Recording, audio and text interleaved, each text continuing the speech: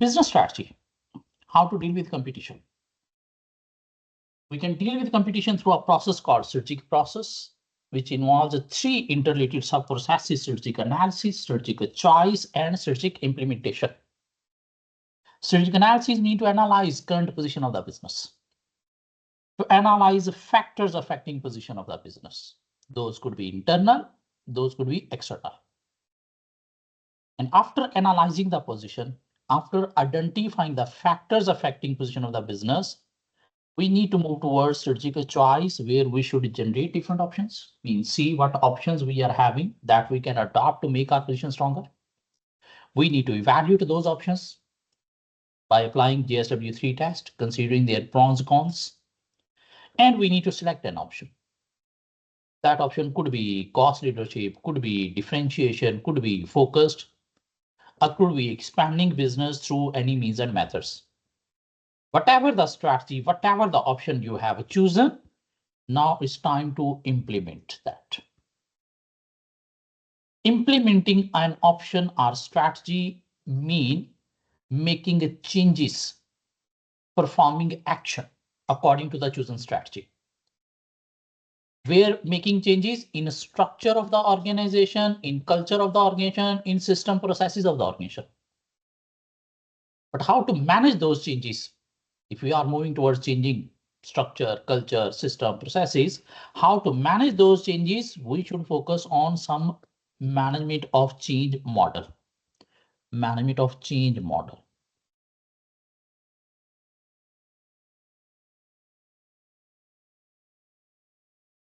We can manage change by applying Levin's three-stage model. Levin's three-stage mean unfreeze, move, and then refreeze. We can manage change through Levin's force field theory, strengthening the driving force, weakening the restraining force, but the best approach is to weakening the restraining force. We can manage change by applying the Blogan and Hope matrix. Blogan and Hope matrix.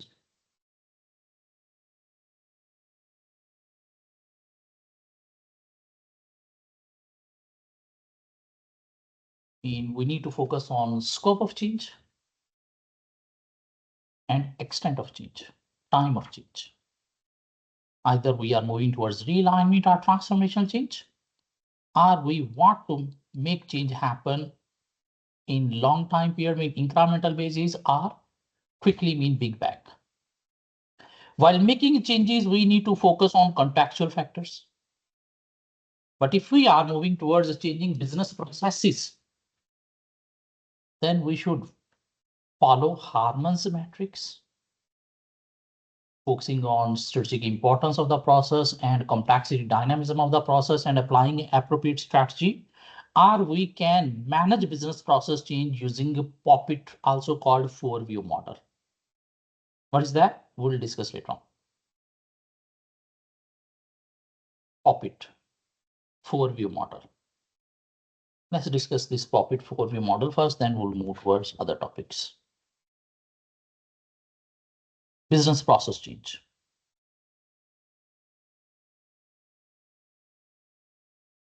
If we are going towards changing our business processes,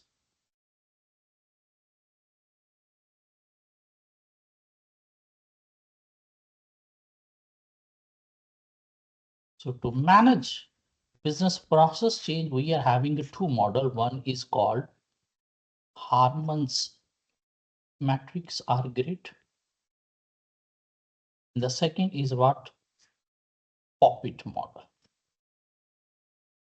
also called 4-view model.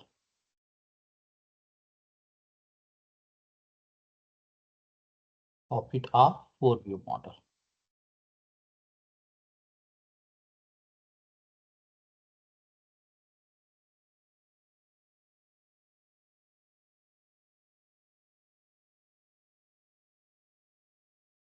So business process change can be managed either through Harman's matrix, either through POPIT, also called 4-view model. Let's discuss what is this POPIT or 4-view model.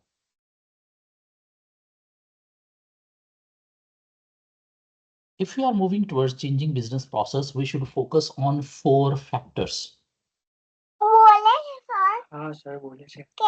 We should look at business process change from 4 views. 9, please check your mic. Whose mic is on? 9, please. Stop your mic, 9. Thank you. So while making changes in business process, we should focus on 4 factors. One is P. P stands for people. O stands for organization.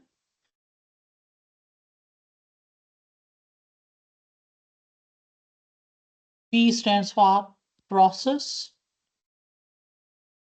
And IT stands for, what's IT stands for? Information technology.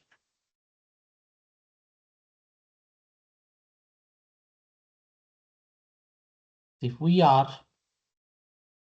going towards changing our business processes, mean primary, secondary activities, operation of the business, we should focus on people, organization, process, and information technology. If any of these factors we are ignoring, we'll fail to manage business process change. While making changes in business process, we should focus on IT. IT means there must be a use of technology. While making business process change, you should always focus on innovation, innovative solution. If your processes are manual, move towards computerized solution. There should be use of IT. If you are already on IT, computerized, move towards high IT solutions. If you are working on Word, Excel, move towards P3, Tally. If you are already working on P3, Tally, move towards SAP, Oracle. Mean high IT solution, because if you are managing manual with manual, the same problem you will be facing again in future. So while making business process change, you should focus on use of IT. There must be use of IT. You should always focus on innovative solution, because those innovative solutions have been developed to resolve the problems that the organization are facing in their processes. So high innovative IT solutions will help to resolve not only current issue, to resolve future issues as well. While changing business process, we should focus on people. What I mean by people? Change management. The management who is going to change the process, who want to implement changes, they must be having experience of managing change. They must be competent enough. If they don't have experience in managing change, they are not competent. They will not able to identify what could happen during the change. They will not be able to implement changes effectively. There must be diversity in change management. Diversity means there must be different skills, different nature people involved in change management, so that they can focus issues regarding all areas in change process. If there is no diversity, no different skills, different nature people, they will not be able to identify or highlight issues. If they are not able to identify, highlight issues, they will not be able to resolve those issues properly. So change management must be expert, must be competent, must be having experience of managing change. You need to focus on people. People mean staff. Staff mean your employees who need to work in a new system after the change. They must be having a training how to work in that system. If they are not trained enough, ultimately they will not be able to work in the new system. If they are unable to work in the new system, your new system will not be implemented effectively. While making business process change, you must focus on people, mean stakeholders. Mean you should communicate to your stakeholder, your customer, your supplier, your employees, your shareholder, even government, like we are going to change our process like this to this, so that they must be aware you are going towards change. At least inform them and try to achieve their willingness. especially your major customer. If they are not willing, if they are not informed about business process change and they will see a surprise after the change, they might will not support. And if they stop supporting you, ultimately you will not be able to survive. So always consult your stakeholder. Inform them we are going to make these changing happen, so that they must be aware, they must provide willingness. If any stakeholder is not providing willingness, especially your major customer, don't move towards change. Otherwise you will fail. So while making changes in business process, you must use IT, move towards a high innovative IT solutions. You should focus on people, mean change management should be expert, experience, having diversity. Staff must be trained who need to work in the new process, and stakeholder must be consulted, must be informed about the changes. If we are going towards changing business processes, we should focus on organization. Organization means role and responsibilities of people in the new system must be defined properly. Who will perform what role? That must be organized properly. You need to define a new organizational chart. Who will be having what responsibility? Who will be having what authority in the new process? That must be defined properly. You must define policies and procedures that people have to follow in the new process. Otherwise, there will be no clarity. The new process will not work effectively. Organization means you need to adopt an appropriate change method. You need to see whether you want to make changes happen on a direct change basis, parallel change basis, or phased change basis. You need to adopt appropriate change method.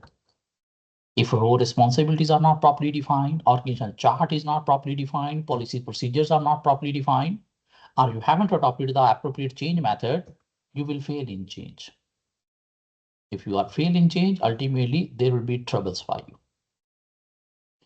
While making changes business process, you should focus on process. Process means how the new system will work.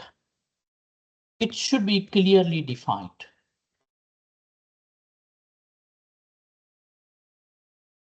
It should be properly understood. What are the steps in a new system that employee need to follow? Mean who will do what work, then that output will move towards where, what they will do with that. Everything should be clearly defined and understood. If the new system is not clear, there is ambiguity, the steps are not properly defined, what will be done at first step, then what next, what next, what next. Ultimately, nobody will be able to understand how this system will work. And if they are not clear, not understood about the system, ultimately the system will not implemented effectively. So process means the workflow of the new system must be clearly defined, understood, and steps must be stated. So that if a person is not having proper training through defined steps, he will be able to identify, okay, what to do, and they will be able to work in the new system. So while making changes in business process, we need to focus on 4 factors: people. The change management should be expert, experienced, and having diversity to manage change. Staff, the people who need to work in the new process, they must be having training. And a stakeholder must be consulted, must be aware about the new system. We need to focus on organization. We need to organize the new system. Role and responsibility should be clearly defined. Who will do what in new system? The organization chart, hierarchy of authority must be defined. Policies and procedures must be properly defined. And you need to adopt an appropriate change method, either direct change, phase change, or parallel change. The process the flow of work in the new system must be clear, must be defined properly, must be understood, there shouldn't be any ambiguity, and steps must be defined clearly. And while making business process change, always focus on use of IT. always move towards a high innovative solution. Let's discuss our question on this profit model. Finch Company. We are going to cover part B of this question, not part A. And part B is for 18 marks. Using the 4-view model as framework, mean profit. Evaluate the extent to which these 4 views led to the failure of the new system. In company failed in implementing new system. Might be they haven't applied this 4-view model. So using 4-view model, you need to explain, you need to evaluate why they failed. Might be they haven't focused on use of IT, or might be they focus on use of IT, but not towards innovative solution. Might be the change management was not experienced, not competent. Might be the staff was not trained, might be stakeholder were not aware, not consulted, and they didn't support the new system. Or could be role responsibility not clearly defined, chart not defined, policy procedures not properly defined, or they haven't adopted appropriate change method. Or could be process is not clear, defined, understood, or steps are not defined properly. So we need to see what are the issues that we can link with these profit model. So let's discuss the scenario. Finch Company. This is a real life scenario. There is a retail store in UK called Sainsbury's.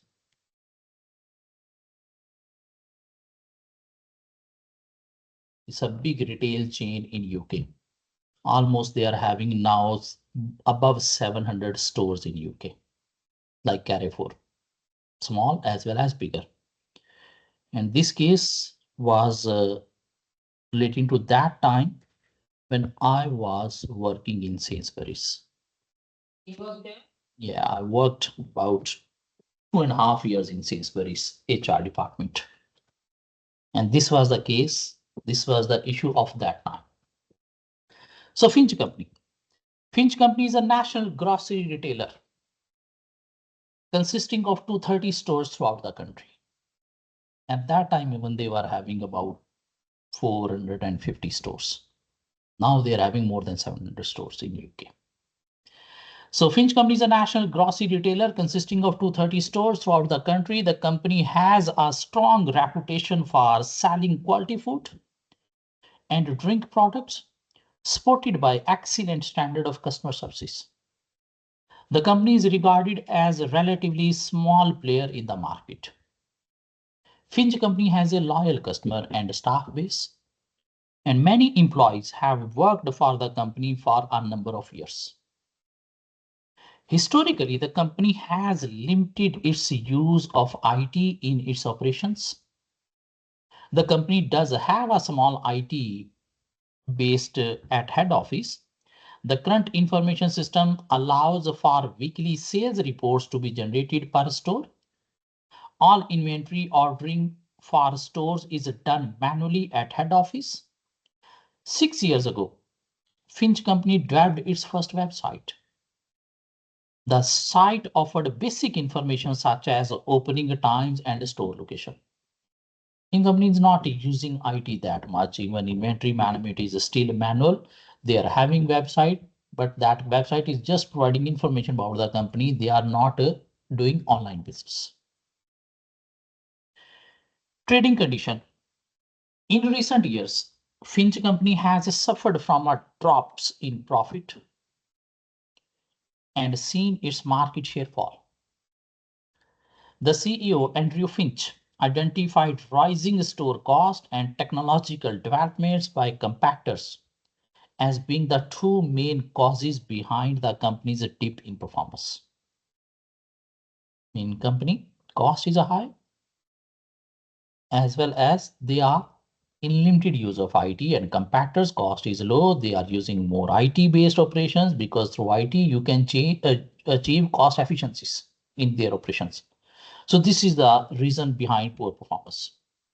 In response, 2 years ago, he established a project to generate a proposal to address the company's declining performance.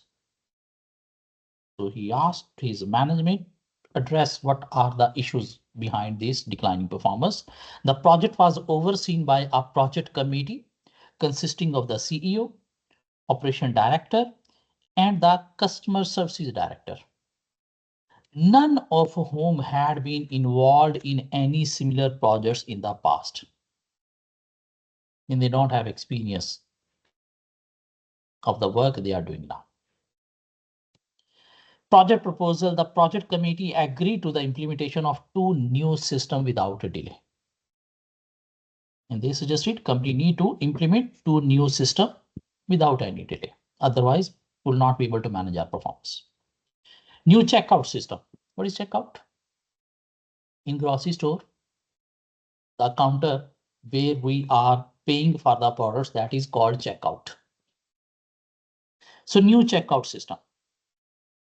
The first new system saw Finch company scrap its staffed checkout. Staff checkout means where there is a staff. New checkout could be self-service checkout that we can see in Carrefour. So the first new system saw Finch company scrap its staffed checkouts in all of its stores and introduce a state-of-the-art scanner system. State-of-the-art means self-service checkouts, where customer will move, he will scan product by himself, he will pack product by himself into a bag, and he will pay on the machine and then go away. There's no need for staff over there. So through this, company can reduce staff cost, operational cost. As a result, a significant number of companies' checkout operators have been made redundant. The scanner system works by allowing shoppers to scan product barcode using a handheld scanning device as they pass around the store. Once scanned, these items can then be placed in the shopper's trolley. You need to place in a trolley, and then you can scan next. At the checkout, the customer then attaches the device to a small docking port which downloads the scanned items. On screen, everything will be shown over there, which item you have scanned, which is not scanned. Removing the need to physically move item from the trolley to conveyor belt. The customer then pay for their items using a self-service payment function. To reduce the scope for product theft, where items are put in a trolley without being scanned, the retained checkout operators have been assigned to assisting customers download their scanned items at the checkout. And if a customer putting product into the trolley without scanning, ultimately that checkout will highlight a sign so that any operator will come, he will see if there is any disparity between the scanned product as well as product in the trolley. He will scan, help the customer. Andrew Finch believes this should help deter customer from leaving the store without paying for all of the items in the trolley, as the staff should be able to clearly identify such disparities between the downloaded data, product on the screen display, and the physical items in the trolley or basket. You can see how many items are in the basket and trolley and how many scanned appear on the screen. So you can identify if there is any difference, he can resolve issue. The project committee were particularly attracted by the hardware supplier. Promised that the new system would on average cut the amount of time customers spend queuing at the checkout from 5 minutes to 2 minutes. Why company is going to implement this? Not only to reduce staff cost, through this even customer queue time can be reduced. Staff checkout, if they are standing in a queue for 5 minutes, now they will stand for 2 minutes. Andrew Finch decided to limit amount of training all store staff would receive regarding the usage of the scanner system before it went live, insisting that staff will learn best by simply getting stuck and learning as they go. They haven't trained the staff how to use that system, because he's believing staff will learn by himself while stuck in the system. So there is no training for the staff. And the management having no experience of similar project in the past. If they are having no experience, they might not be able to identify all the problems relating to the system. If they haven't identified problem properly, ultimately there will be no solution for that. And the staff is not trained. The new system can generate real-time sale reports per store. This will help to generate daily sale reports per store and has been integrated into the company's inventory ordering system to remove the need for manual ordering and will automatically highlight the storekeeper which store is having what kind of inventory so that they can manage delivery. Everything will be automated. The second system is what click and collect system. What is this click and collect system? This system like a customer will order products while sitting at their home through website. And they will set a time like at this time, I will collect my pack from the store.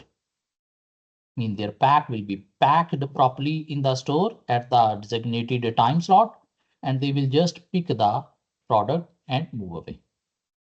They don't need to move around in the store, picking product from the shelf, putting in the trolley, and then moving towards the checkout. Instead, while leaving their office, they can order through website. The products will be packed over there at the designated time, and they will only pick the pack. This is what click and collect. The second development introduced was based upon systems which are already used by Finch company's competitor. A click and collect feature was added to Finch company existing website. The system allowed shoppers to order goods online to be collected from their nearest store arranged at a time to suit. All stores have been fitted with a new customer services counter where customers collect their orders at the designated time slots. Prior to the implementation of the service, the operation director anticipated online orders to be in the region of 3,000 orders each month per store, so that they can arrange staff for packing these click and collect order.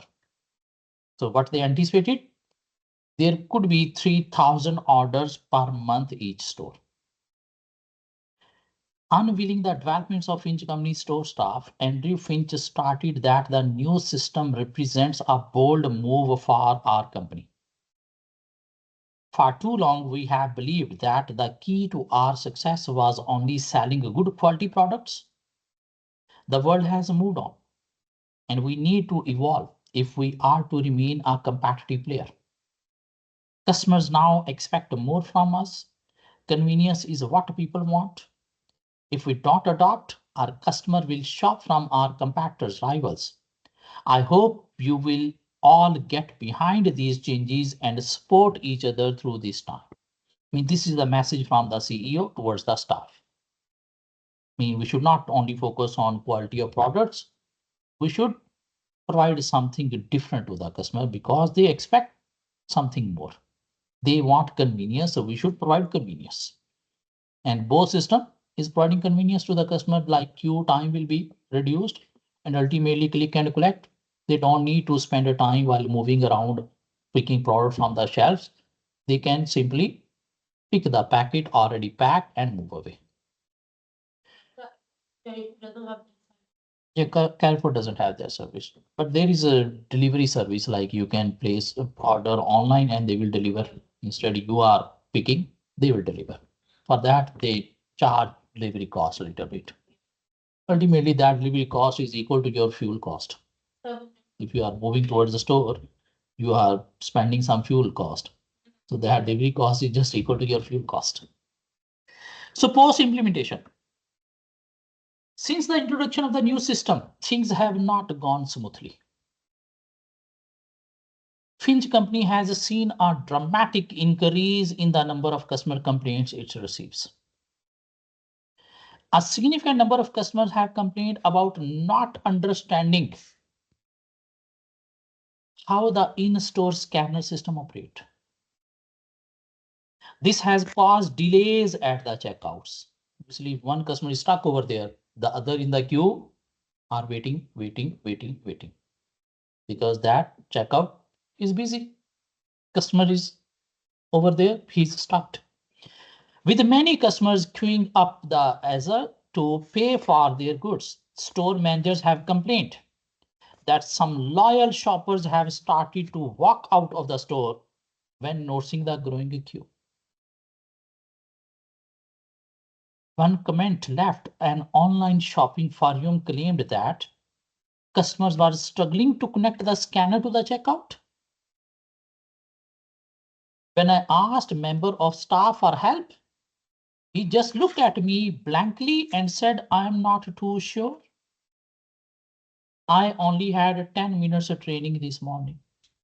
And even they are not trained enough. This was the issue that he was saying they will learn by stocking into the system. Customers do not aware how to use the system. If they ask the staff are also saying we are not trained enough. So this means this checkout system is not working properly. It could work properly if on each scanner you display some pictures. What should be step 1? What should be step 2? What should be step 3? What should be step 4? So that while looking at those pictures, staff or even customer can use properly. Or it should work properly if you display a screen in the checkout area. And on that screen, play a video. How to use this checkout while looking at the screen, the video, customer will be able to use that. But these things are not there. Actual orders through the click and collect service have been much higher than anticipated. On average, 8,000 orders each month per store have been received. What was the anticipation? 3,000 orders. This means you arrange staff for 3,000 orders. The actual orders are even more than double. This means staff will not be able to pack the orders on time because the workload is too much. So this has resulted in numerous cases the online orders are not being ready when due for collection. Customer is there to collect, but it's not packed. Oh, sir, please wait. We are packing your products. If you're packing your products, he need to wait. Why he is ordering through online? The time he's not saving. One shop worker complained. No one knows what they are doing. I'm not sure if I am supposed to be stocking items on the shop floor, mean putting products from store to the shelves, or preparing click and collect orders that customer is waiting for collection, or helping a customer with the scanner, or customers are struggling to use the scanner where I should perform my duty. It's a mess. This means role responsibilities are not clearly defined. Who need to stock item on the shop floor, who need to pack, click and collect, who is only focus on helping the customer on the scanner. Role responsibilities are not properly defined. Might be one staff member is doing all kind of work. So this means both system not implemented properly. Using 4-view model, we need to evaluate. Mean pros, cons we need to discuss. So first we will define while making changes in business process, a business need to focus on 4 views or 4 POPIT factors, that is people, organization, process, and information technology. People. The change management must be expert, but here the people involved in this project, they were not having experience of a similar project management before. With lack of experience, they couldn't identify what could be the problems in the system. And if they couldn't identify it properly, ultimately there are no solution to the problems. If they had the experience, they might identify the problem, they might define the policies properly, and might be this system worked effectively. Staff, the people who need to work in the new system, they must be having a training. But the staff was not trained enough with the intention they will learn by mistake. But if they will learn by mistake, how they can help the customers? Stakeholders, who are the main stakeholder? Customers. Might be they were not aware like companies are moving towards the staff checkout towards self checkout. If they were aware before, like company need to inform them we are moving towards this will help to reduce queue time for you, mean we are moving towards a more efficient services. So customer might be are aware about this system and they will provide help to the organization. Now they are feeling irritation because they see a surprise like there are no staff checkout. Now they need to buy products from self checkouts and they are not supporting because they were not aware. You didn't achieve their willingness before the change. We can discuss 3 paragraphs for 2 marks each. Then while making business process change, we need to focus on organization. I mean, role responsibility should be clearly defined. Which staff member are responsible for packing, click and collect? Which staff member are responsible for stocking item from store to shop floor? Which members are responsible for helping the customer in the checkout? The role responsibility must be clearly defined, but it's not there. The staff member, they are performing all kind of responsibilities. If they perform one kind of responsibility, they are unable to focus on the other, and other is moving towards delay. The organizational chart is not clearly defined. Who is having what kind of authority and responsibility? It is not defined. Who need to resolve the issues? Who are involved in making a decision? This is not properly defined. Policies, procedures are not properly defined. Policies, procedures mean in case of any issue, how to resolve that issue. Like companies are not having any contingency plan. I mean, if the new system does not work properly, what should be done? So they are not having contingency plan. Change method they haven't adopted properly. They changed direct. Instead of direct change, they must adopted the parallel change. Mean for some time they should run both staff checkout and self checkout side by side. And when they are aware, yes, customer are easy to use the self checkout, then they must stop the staff checkout. What they did, they adopted the direct change. Mean they stopped staff checkout and introduced self checkout. And customers were not aware, customers were not able to use. Even your staff is not properly trained to help the customer. Can we discuss 3-4 points here? And then the process itself was not clear. The steps were not defined properly. There could be some pictures along with each checkout, step by step, what should be done at step 1, step 2, step 3, so that while looking at the picture, customer can get some guidance how to use that. The system was not properly understood. Even your staff is not properly understanding the system, how to use this. There must be some video display screens so that while looking at the video, staff or customer, they might be able to identify, okay, how to use this properly. While making changes in business process, organization should focus on use of IT. Yes, this organization focus on use of IT. They moved from manual to computerized. They implemented state-of-the-art system. They implemented like some kind of online business so that customer can place order while sitting at their home. But this IT system will work effectively with the support of people, organization, and clearly defined process. In this was okay, but other were not okay. What was the issue that we have discussed for 18 good marks? Are you with me?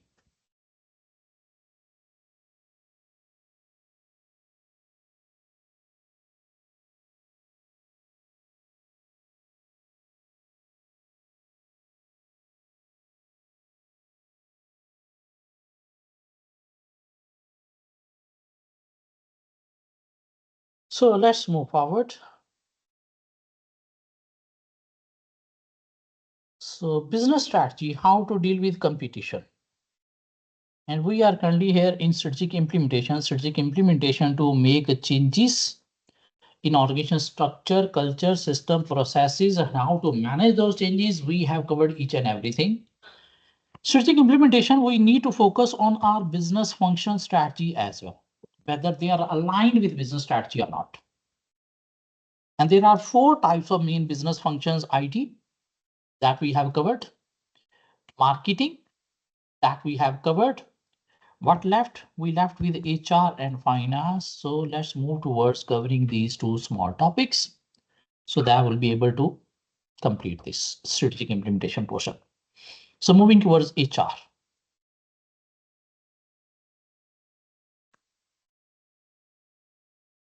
And we are having this chapter 26 on HR strategy and people. People mean human resources.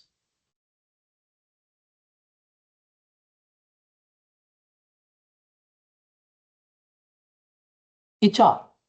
HR means managing human resources. Who manage human resources in the organization? There is HR department, also called personnel department.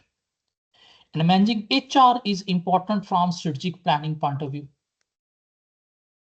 Strategic planning involves strategic analysis, strategic choice, strategic implementation.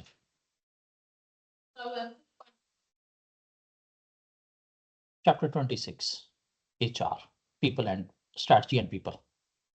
So managing HR is important from strategic planning point of view. It is important from strategic analysis point of view while analyzing internal factors.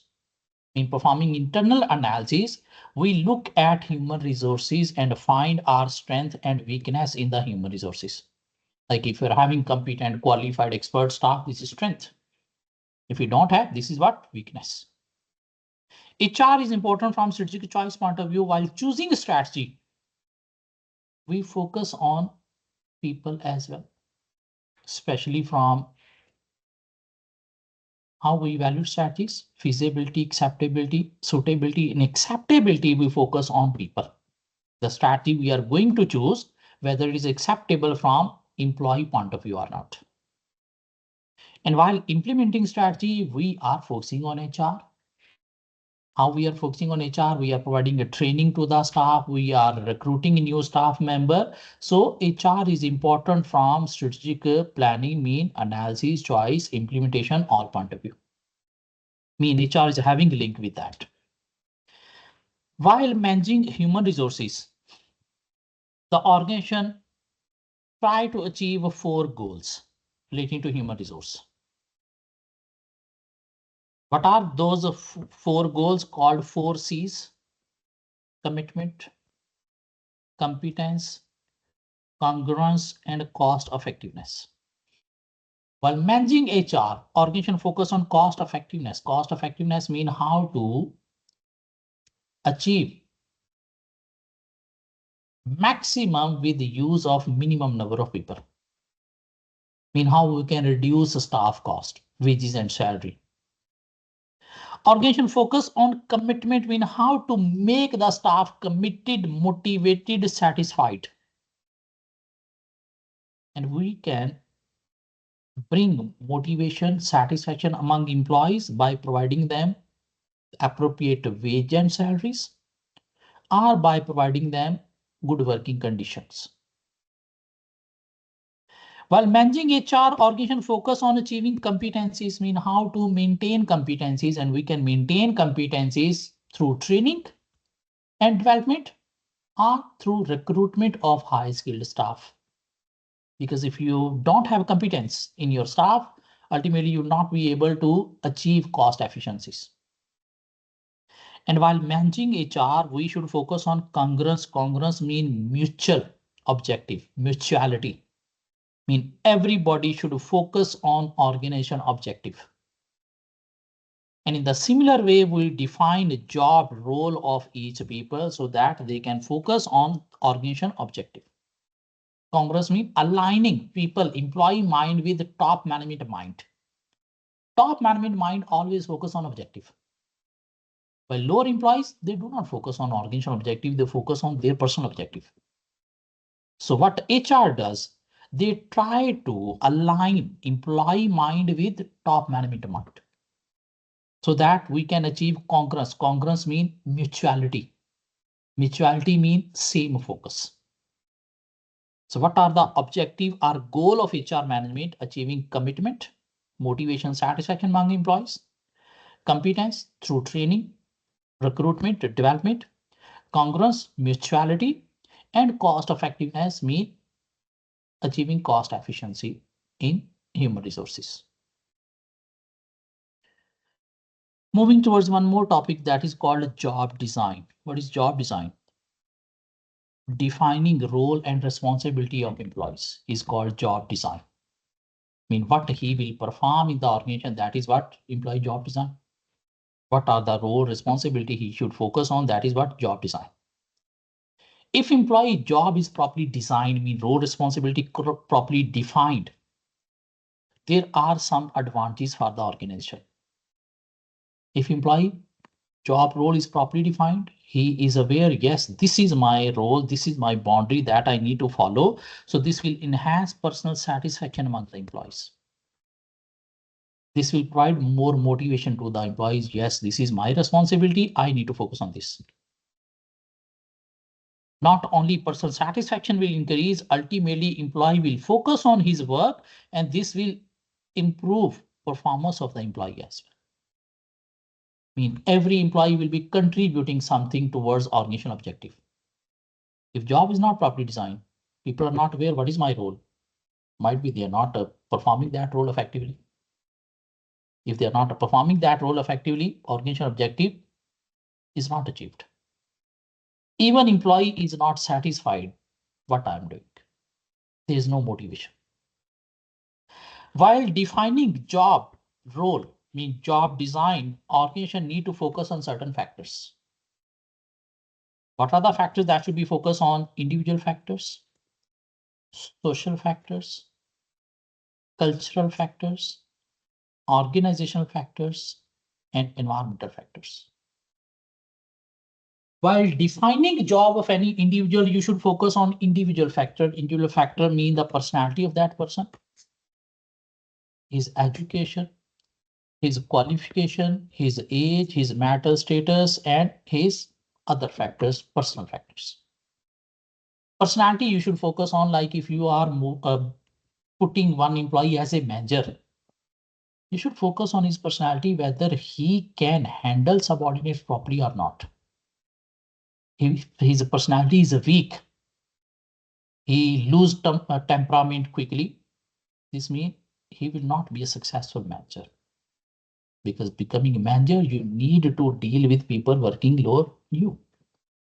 And people working under you, you need to treat them differently. Sometimes you need to treat them softly, sometimes you need to treat them harshly. You need to focus on his education.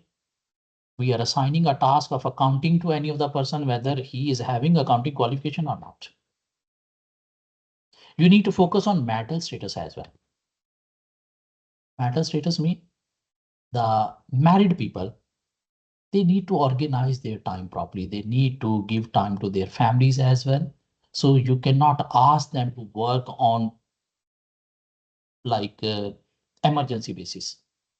Whenever we are calling, you should be there. No, you will not be there every time. Even you cannot ask the married people to work at night because they need to manage their families as well. You need to focus on social factor as well. Social factor mean for which group the person belongs to.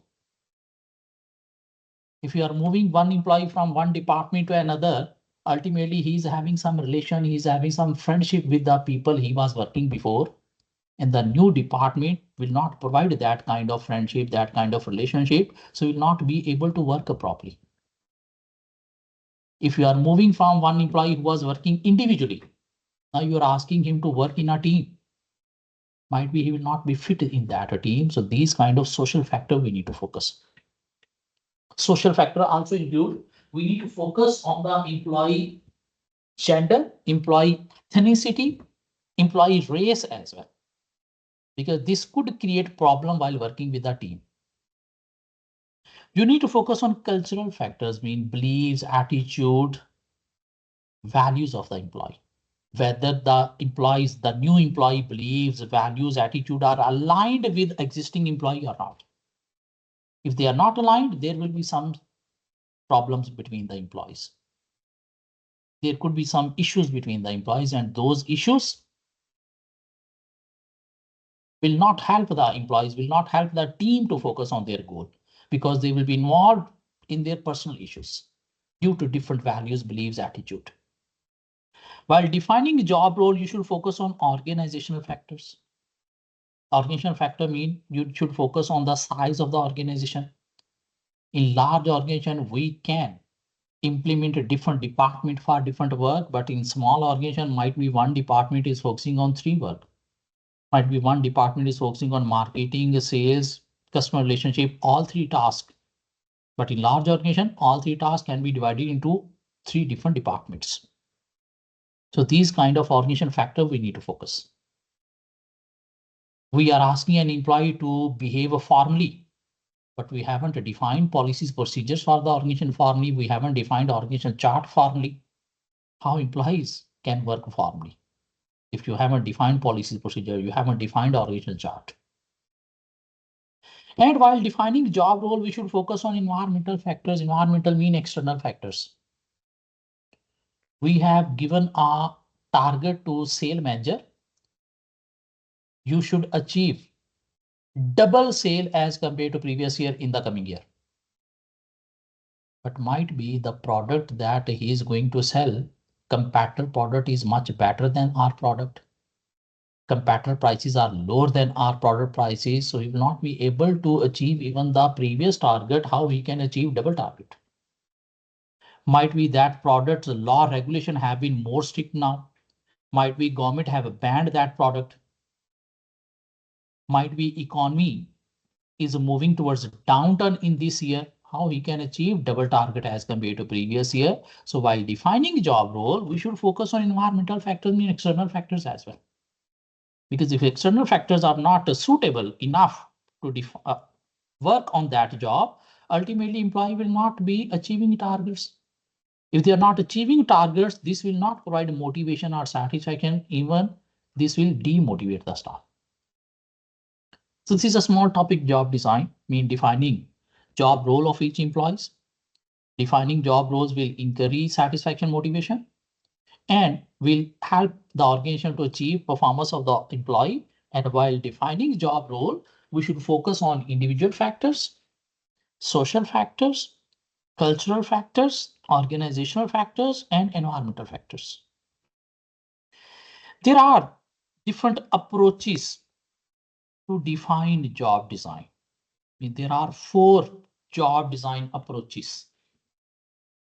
I mean, how job designed by the management, how the role responsibility of employee are defined by the management. There are 4 approaches. One approach is called scientific management approach. The other is called Japanese management approach. Third one is what job enrichment, and fourth one is what BPR, business process reengineering. Scientific management, Japanese management, job enrichment, and fourth one is what business process reengineering, BPR. What is scientific management approach? Scientific management approach focus on individual responsibility. I mean, they do not promote team responsibility. Scientific management approach says there should be individual responsibility. One person should be assigned to one task, and he should be responsible for that task. And if one person is strictly towards one task, he will be becoming expert in that task through repetition of work. And this will help to achieve efficiency as well as specialization.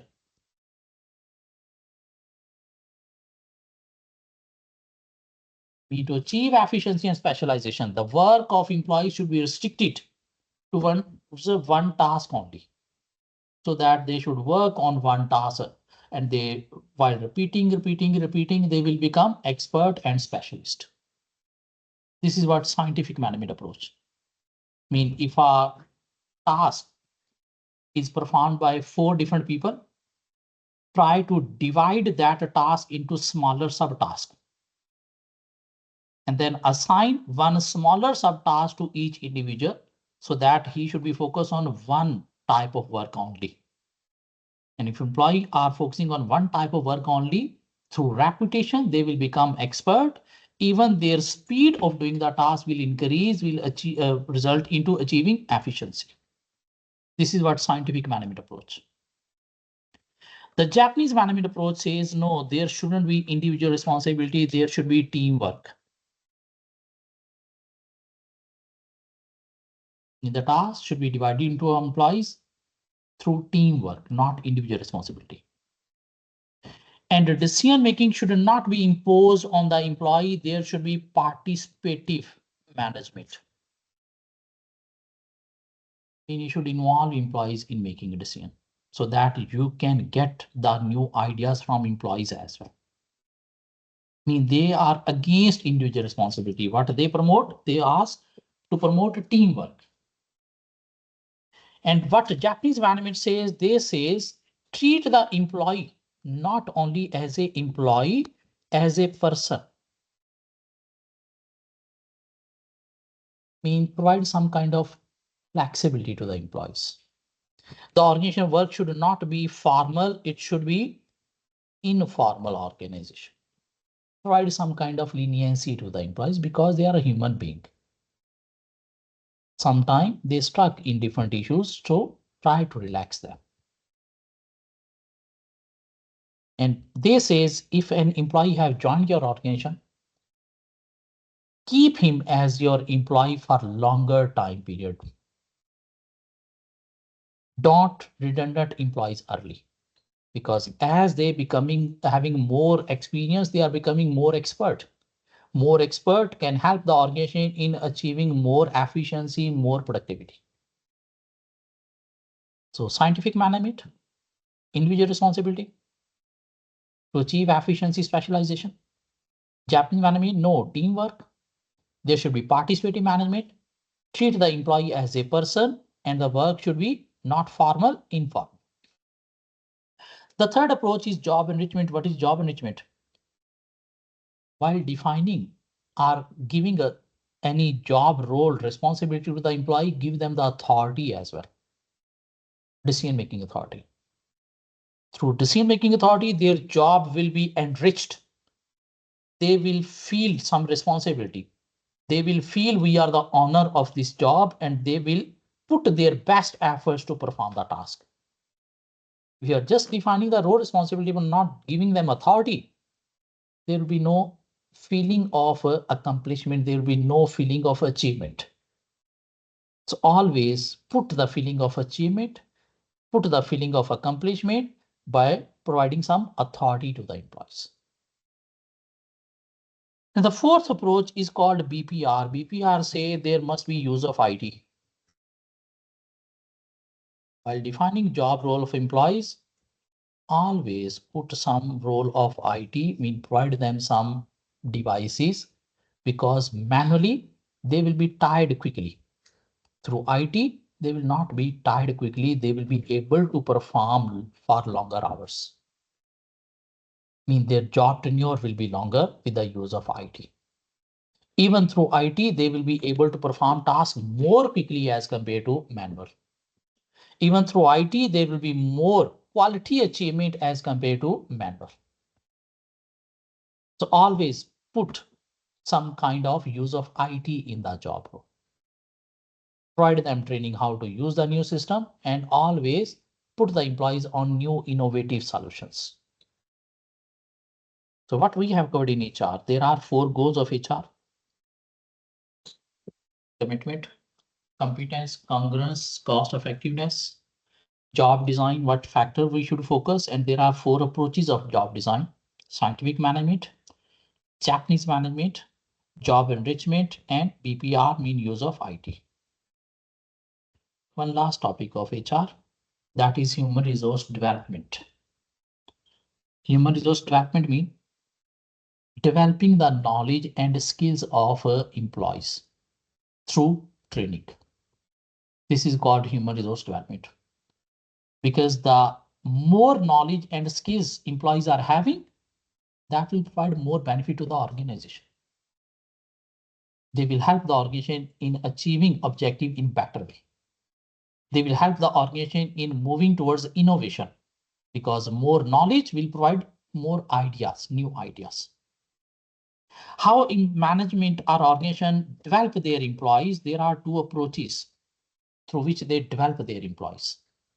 One is called systematic approach, and another is called integrated approach. What is systematic approach? This is a formal system of employee training.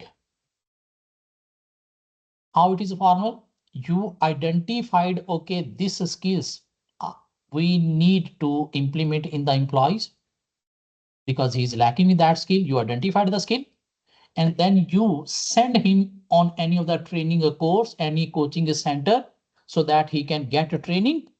And then after getting training, he will come to the work. This is called systematic approach. Mean first you have identified the need required, mean according to need you are providing training. And this is a formal system of training that can be employee driven, mean employee need to move towards some other place, and it's a need based. Focus on a need, and off the job, mean not during the job you are training. You are sending the employee to any of the coaching center, and in coaching center he's getting a training, and then he will come towards work for applying the knowledge. The other approach is integrated approach. What is integrated approach? You are training your employees during the work. Mean the line manager is guiding the employees how you can work on the level up to you, so that employee can move from within the organization towards upper level. And this is not according to need, this is before need. So that if top level manager is leaving the organization, we must be having some staff available to fill his position. This is called integrated approach. This is not off the job, this is on the job. During work, along with performing routine responsibilities, your line manager is training something new that is helpful at a higher level job, not at this level, at high level job. So this is called integrated approach. Create a learning culture. Mean we need to develop staff. We need to train staff so that they can work at higher level in time of need, so that we can promote staff from within the organization. Happens within the organization itself during the work. Use coaching and mentoring by the line manager. And integrated approach, through integrated approach, we can develop a staff through a competency framework. What is competency framework? Through integrated approach, we are training the staff, we are developing their skills, knowledge through a competency framework. What is competency framework? This is competency framework. First, we are identifying what skills or abilities required in the job holder. Number 1. Second, we are setting criteria. Mean how we can check whether the skill has been developed or not. Mean how we should train the employee, how much time period is required for developing that skills. Now you have asked the employee to perform actual performance. Mean he is doing as well as he is getting training, and after 6 months or after 1 year, that the criteria you set, you are now measuring the performance. If employee have achieved that performance, you are taking some corrective action and defining a next skills. If he haven't achieved that criteria, you are sending him again for actual performance. Mean he need more time. Then you will measure performance after some time. If he achieved, moving towards the next. Otherwise, he will be working here again and again. So there are two approaches of employee development, human resource development. Systematic approach, that is a formal, that is off the job, that is according to the need, not before need. Integrated approach, it's before need with the approach of learning culture. This is on the job, and this is not formal. This is an informal way of developing new skills among the employees. And through integrated approach, we develop employees through competency framework. What is competency framework? First, establish the competencies required. Second, establish the criteria of performance to develop that skills. Third, moving the employees towards actual performance. Fourth, measuring performance. And fifth, if he achieved, moving towards the next skills. If he haven't achieved, moving towards actual performance and measurement again. This chapter is finished, HR. What were the topics? 4 goals of HRM, human resource management, job design, its factors, 4 approaches.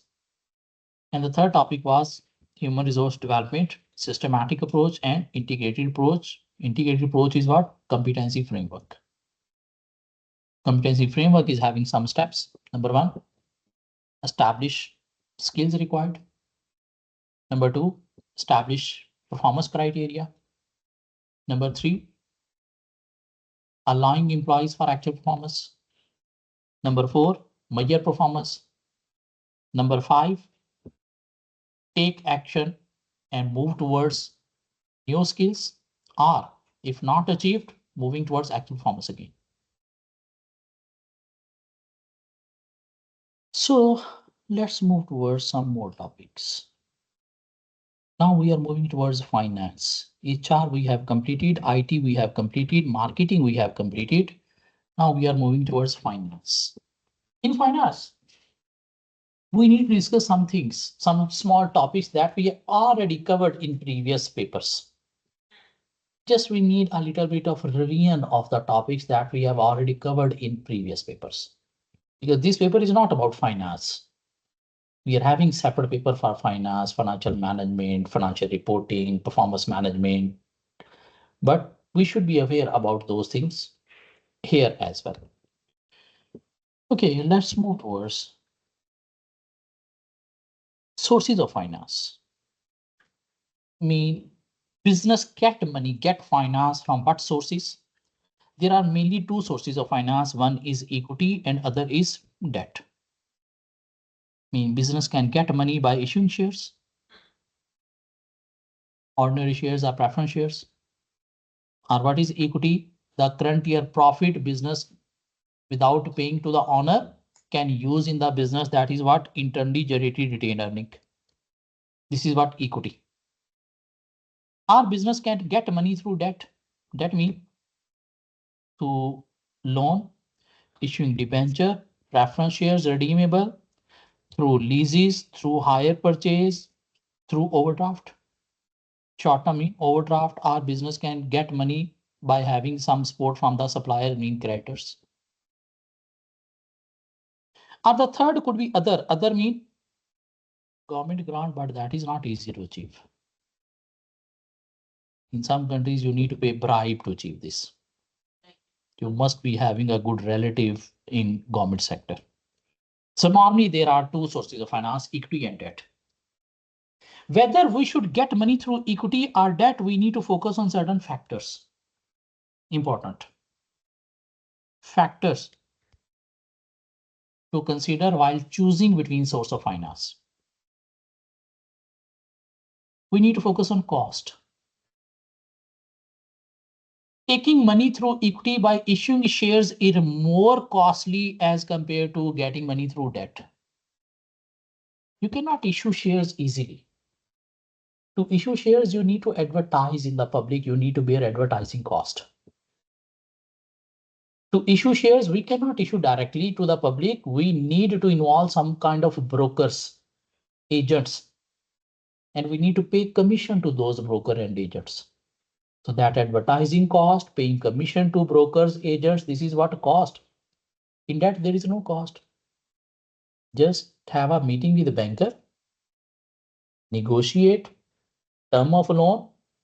If approved, you will be getting money in your account. There is no cost for advertisement, no need for paying any commission to someone else. So equity is more costly as compared to debt. So we need to focus on this, whether we can bear cost of issuing new shares or not. Whether we should move towards equity or debt, we should focus on control. Like in equity, our business control is dividing into more investors. In case of debt, your control is under your. If you are having 60% holding, that holding will remain 60%. But in case of equity, while issuing new shares, your holding will reduce. You will not be able to influence the decision if you are issuing more new shares. If your holding becoming below 50%, control will be lost. We need to focus on availability. If our gearing is always high, this means debt is not available. We can move towards equity only. Gearing we need to focus on. While taking more debt will increase our gearing ratio, debt over equity. And high gearing, business moving towards more risk, will become insolvent. We need to focus on security as well. To take loan, banks sometimes require security. If you don't have enough asset to put as a security, that option is not there. We need to focus on cash flows as well. Equity, we are issuing shares. We will pay to the shareholder dividend if we are having profit. If there is no profit, there is no payment of dividend. Our cash flow will remain same. But in case of debt, either we are having profit, either loss, we need to pay the interest. That will be regular cash outflow we need to make. And we need to focus on exit route as well. Through that, we can get the money for 5 years. Whether after 5 years we'll be able to pay back the money or not. Whether we'll be able to exit from this debt or not. So this is another uncertain question that we need to focus on.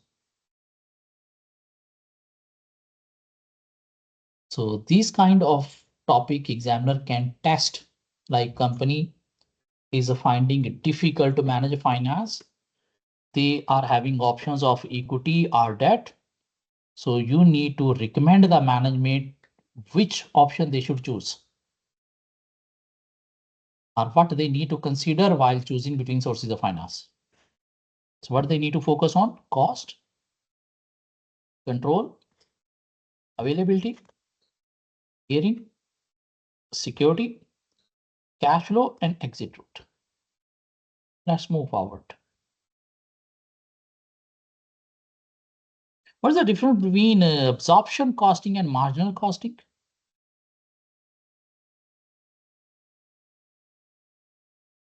Absorption cost and marginal costing. What is the difference between these? Absorption costing and marginal costing. Have you heard these terms before? Rita, are you there?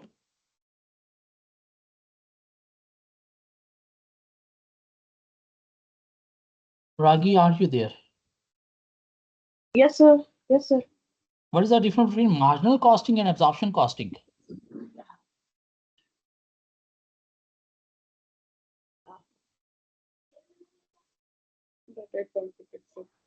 Rita Bista, are you there?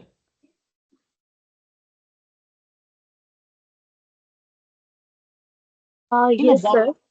what is the difference In between marginal costing, Marginal costing only considers variable cost, whereas absorption costing considers both fixed and variable cost. Good. So in absorption costing, we consider all variable and fixed cost as a production cost. And we calculate a profit how sales less variable cost as well as a fixed cost to arrive at a profit. While in marginal cost, they consider only variable cost or production cost. They treat fixed cost as a separate. And in marginal cost, they calculate contribution first, sales less variable cost is equal to what? Contribution. And from contribution, they deduct a fixed cost to arrive at profit. So absorption costing, profit can be calculated by considering all variable fixed cost as production cost. While marginal costing techniques treat variable cost are production and fixed costs are separate, where we calculate contribution in marginal costing. In absorption costing, there is no concept of contribution. Let's move towards what is a break even? What is break even? There is no profit and no loss. No profit, no loss situation mean where total revenue is equal to total cost is called break even. Is that? Or we can say total contribution is equal to fixed cost is called break even.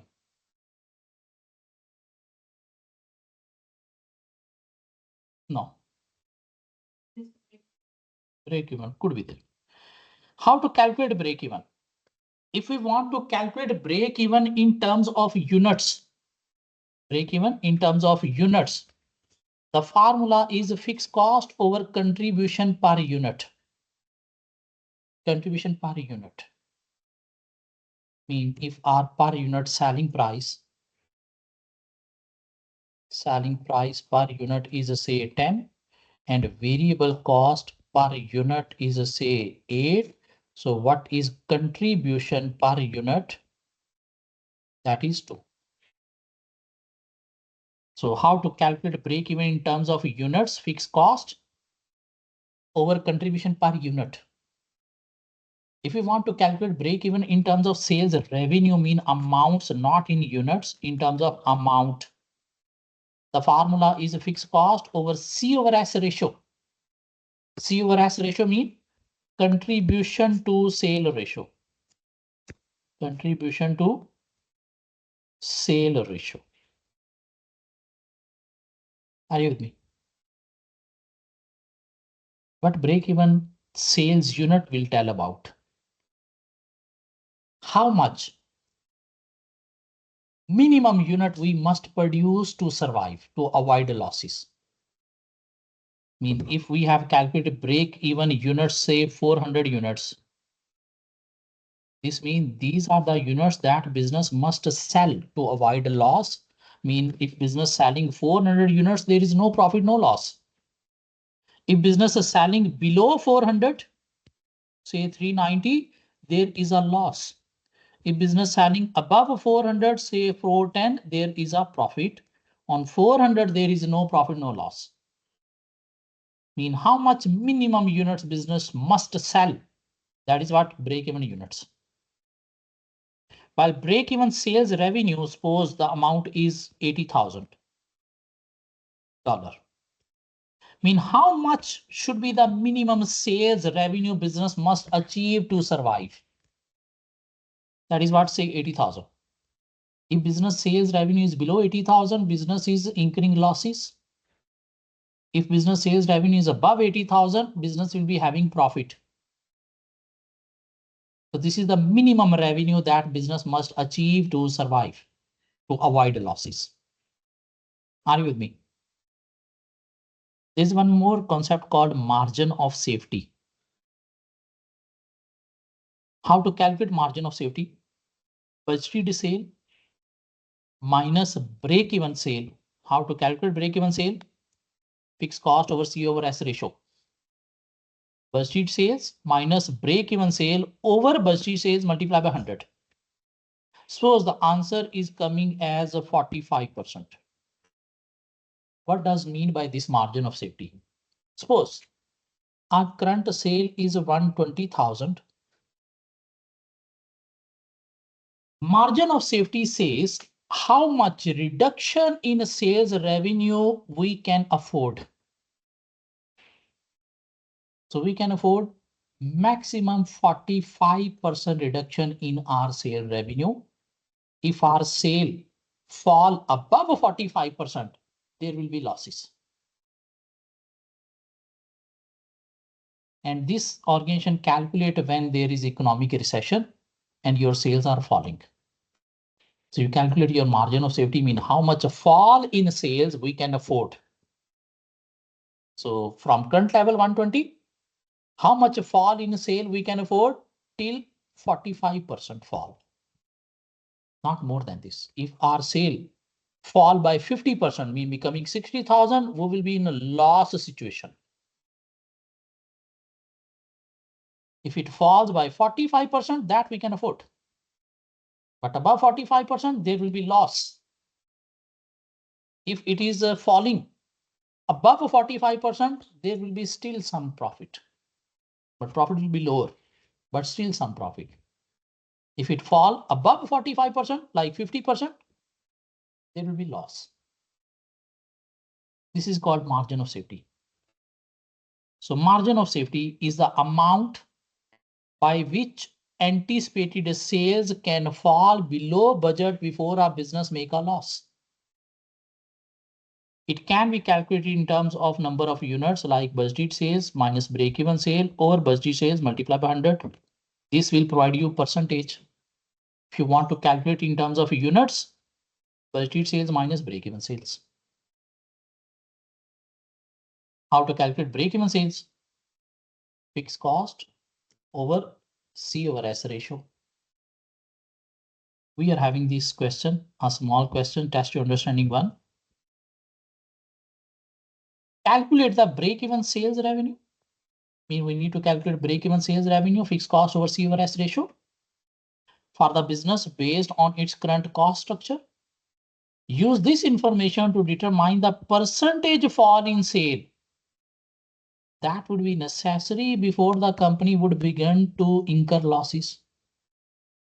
Mean we need to calculate margin of safety as well. Good luck, everybody. This question, companies are having a sales for 50,000, variable cost to 20,000, fixed cost 160,000. This is profit.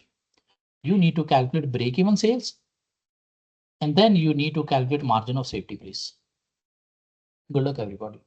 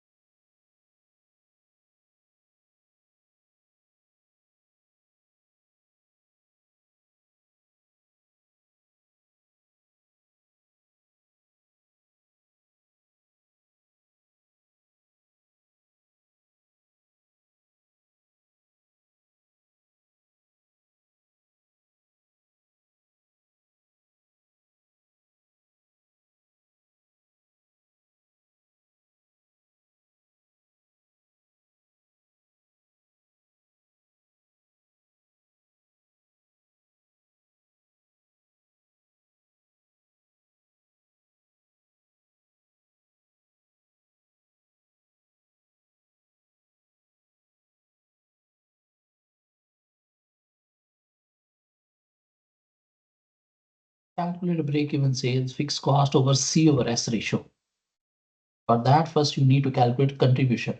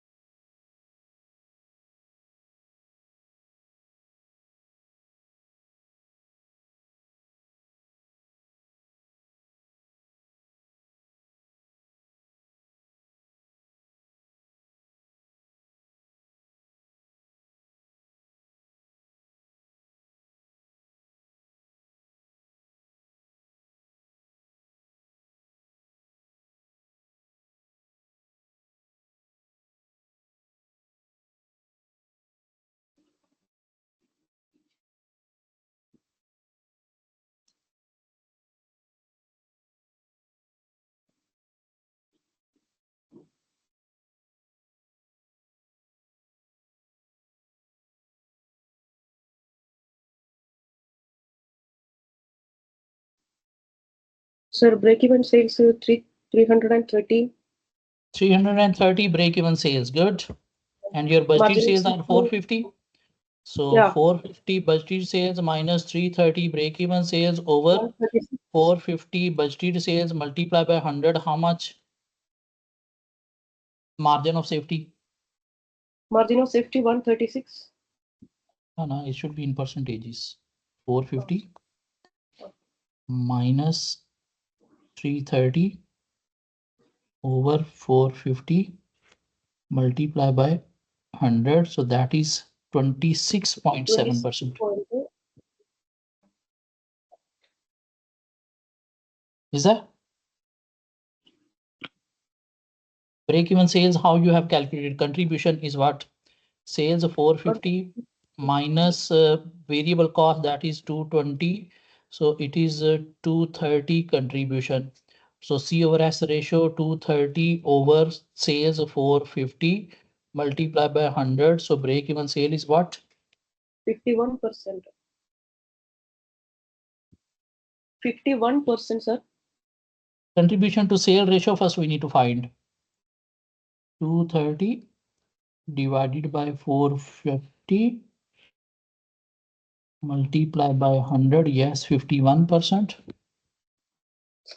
So now fixed cost is what? 160 over 51%.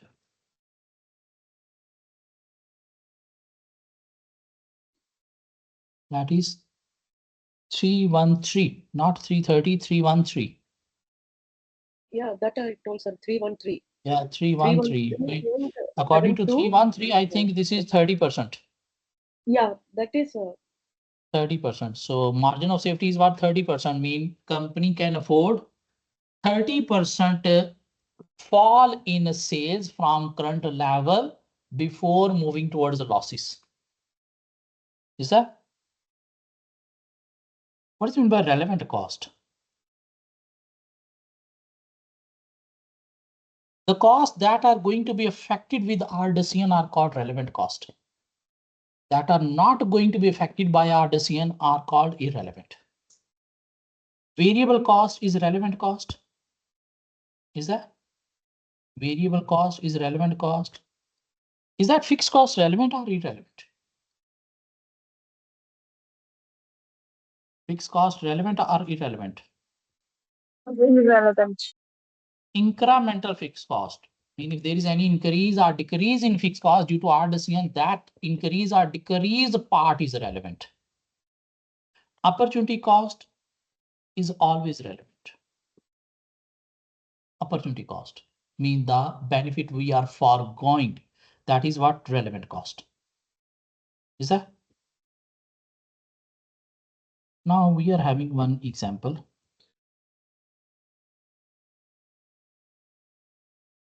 What we need to do, indicate the production levels that should be adopted for 3 products in order to maximize profitability and calculate the maximum contribution as well.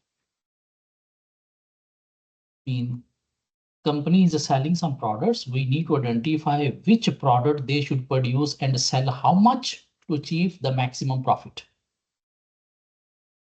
So X Limited makes 3 products A, B, and C, of which unit cost, machine hours, and selling price are as follows.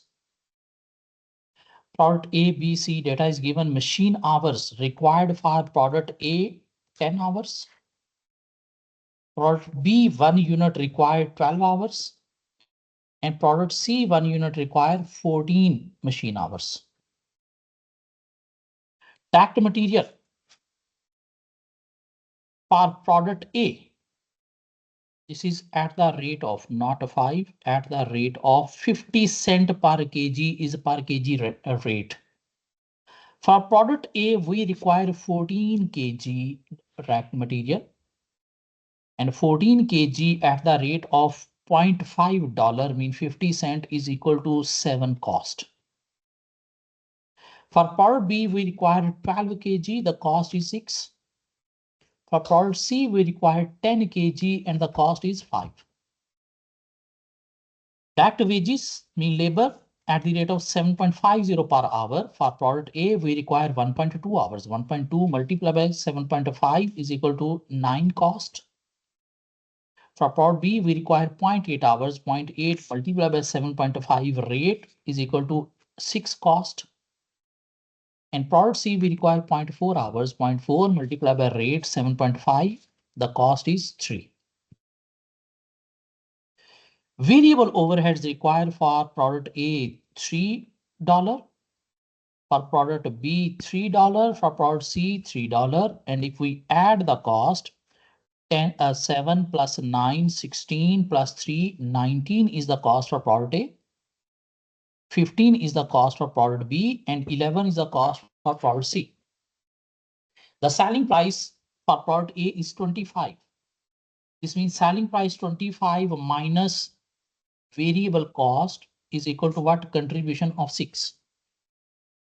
Product B selling price is 20, contribution 5, and product C selling price is 15, contribution 4. Can you understand this? Can you understand this? In how this variable cost and contribution is calculated. Sale demand for the period is limited as follows. Product A, we need to produce 4,000 units. Product B, we need to produce or sell 6,000 units. And product C, the sale demand is what? 6,000 units. I mean, these are the sale demand for all 3 products.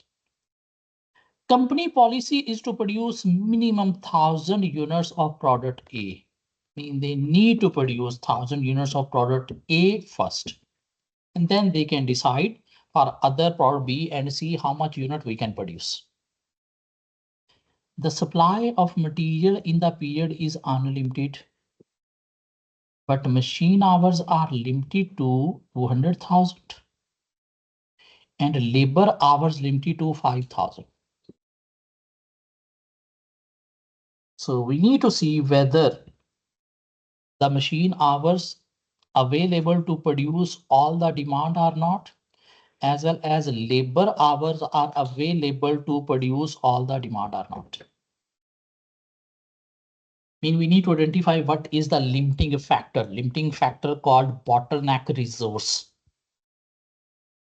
Bottleneck resource means limiting factor, because based on limiting factor, we'll be able to rank and define which product should be produced how much. So first we need to see how much machine hours are required and how much we are having. For product A, 1 unit, we need 10 machine hours. This means for product A, machine hours are required 4,000 units we need to produce and 10 hours each unit require. This means we need 40,000 hours for product A. For product B, we need to produce 6,000 units and 1 unit contain 12 hours. So multiply by 12, this means 72,000 hours required for product B. For product C, how many units we need to produce? 6,000. And product C require 14 hours. 84,000. This means total machine hours required are how much? 0, 0, 0. Now for product A, we need to produce 4,000. And 1 unit required 10 machine hours. So 4,000 multiplied by 10, how many hours total required for product A? 40,000. And for product B, product C as well. So 196,000 hours required. How much we are having? We are having 200,000. So this means machine hour is not a limiting factor. Machine hour is not a limiting factor. We are having enough machine hours. Now we need to see whether labor hours are limiting factor or not. So for product A, we need to produce 4,000 units. And each unit require how many hours? 1.2 hours. This means for product A, we need 4,800 hours. For product B, we need to produce 6,000 units and 1 unit require 0.8 hours. This means for product B, we need how many hours? 4,800 hours. For product C, we need to produce 6,000 units. Each unit requires 0.4 hours. For this, we need 2,400 hours. Altogether, if we see,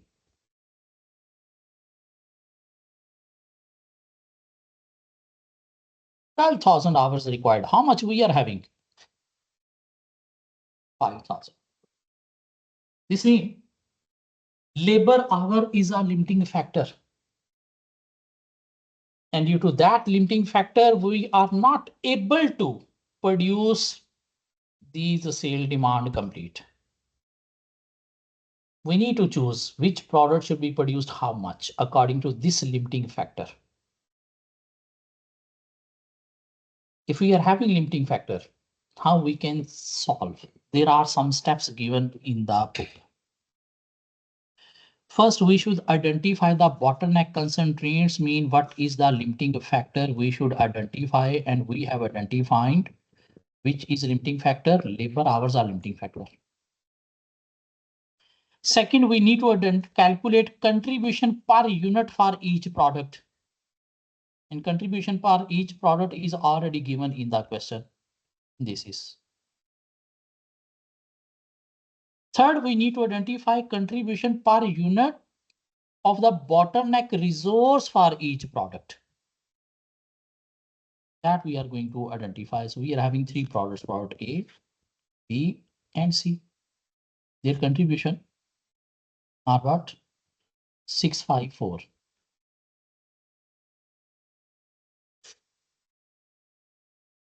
We need to calculate contribution per unit bottleneck resource, mean contribution per labor hours. For product A, labor hours required 1.2, so divided by 1.2. For product B, 0.8, and for product B, C, 0.4. Yes. Now we can identify contribution per labor hours. How much? 6 divided by 1.2.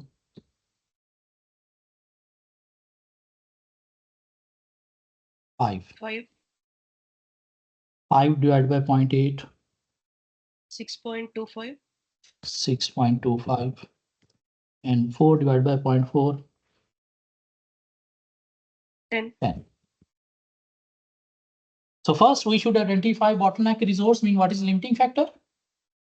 And we identified machine hours is not a limiting factor, labor hour is a limiting factor. Then find contribution per unit, that was given in the question. Find contribution per limiting factor, that we have identified. And now you can rank the product by having this contribution per limiting factor. Which product is having more contribution per limiting factor? C. So this should be ranking 1, meaning first we should produce C, all units. Then we should produce B all units. And at third, if there are any labor hours left, then we will move towards producing A. Is that? Through ranking, now we'll be able to work But through rank. however, there is a company policy to produce 1,000 units of A. So, do we need to prioritize A first? We are moving for that. We are moving for that. Just wait, just wait.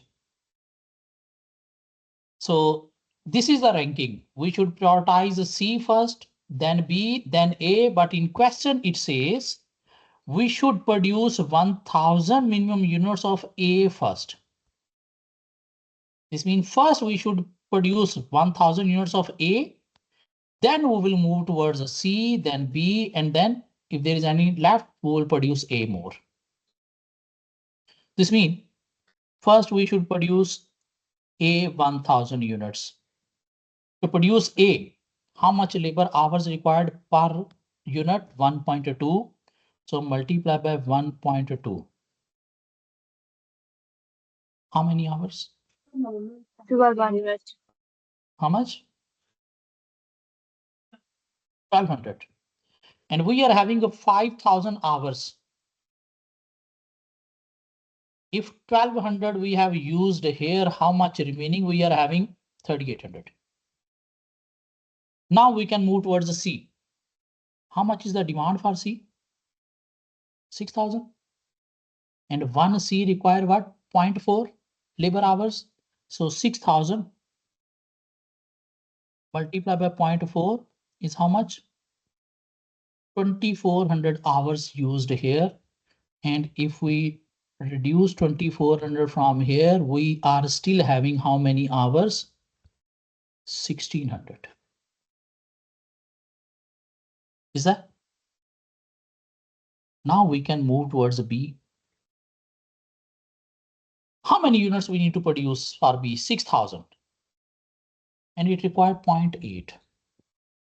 6,000 multiplied by 0.8 is what? 4,800 hours required, but we cannot produce all because we don't have 4,800 hours. We are having 1,600 hours. In this 1,600, how much we can produce? 0.8. How much we can produce? This balancing figure we need to identify it. If this multiplied by 0.8 is equal to 1,600, this means 1,600 divided by 0.8 will be able to find this figure. What's that? That is 2,000. How much? 2,000. 2,000. This means with this limiting factor, mean 5,000 labor hours, company we'll can only have produce 1,400 hours left. here. Oh yeah, 1,400, not 1,600. Sorry, 1,400. Now calculate It's this. This is not 1,750 now. 1,750. Sorry. Yeah. No. Yes, Now 1,750 units. 1,600.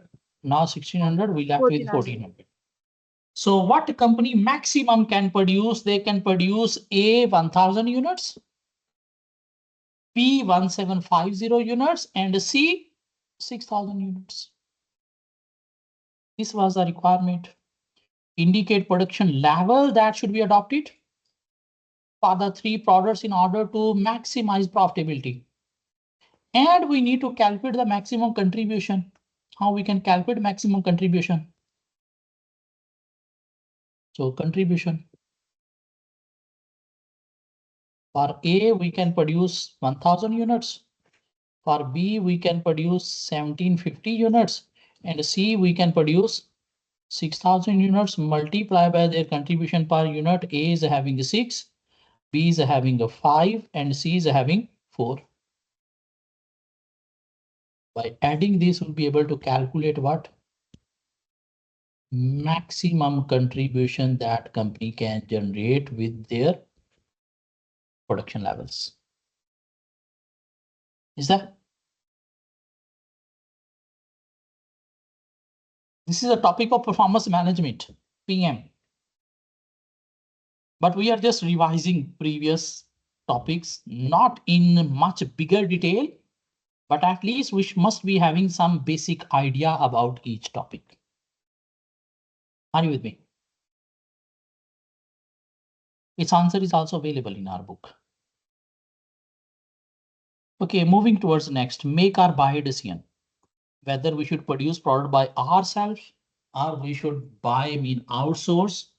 It depends upon whether we are having a spare capacity or we don't have spare capacity.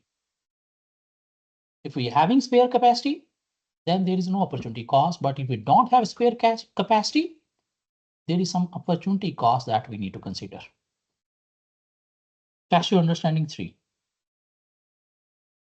A factory's entire machine, in complete capacity, is used to produce essential components.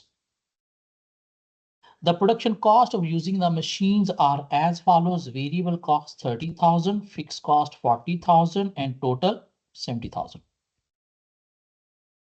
If all components production was outsourced, then the machine could be used to produce other items that would generate additional contribution of 50,000. And if we don't produce this machine, this product, we can produce any other product through which we can generate 50,000 contribution. That is, we are losing. Assume the fixed cost will still be incurred if production is outsourced.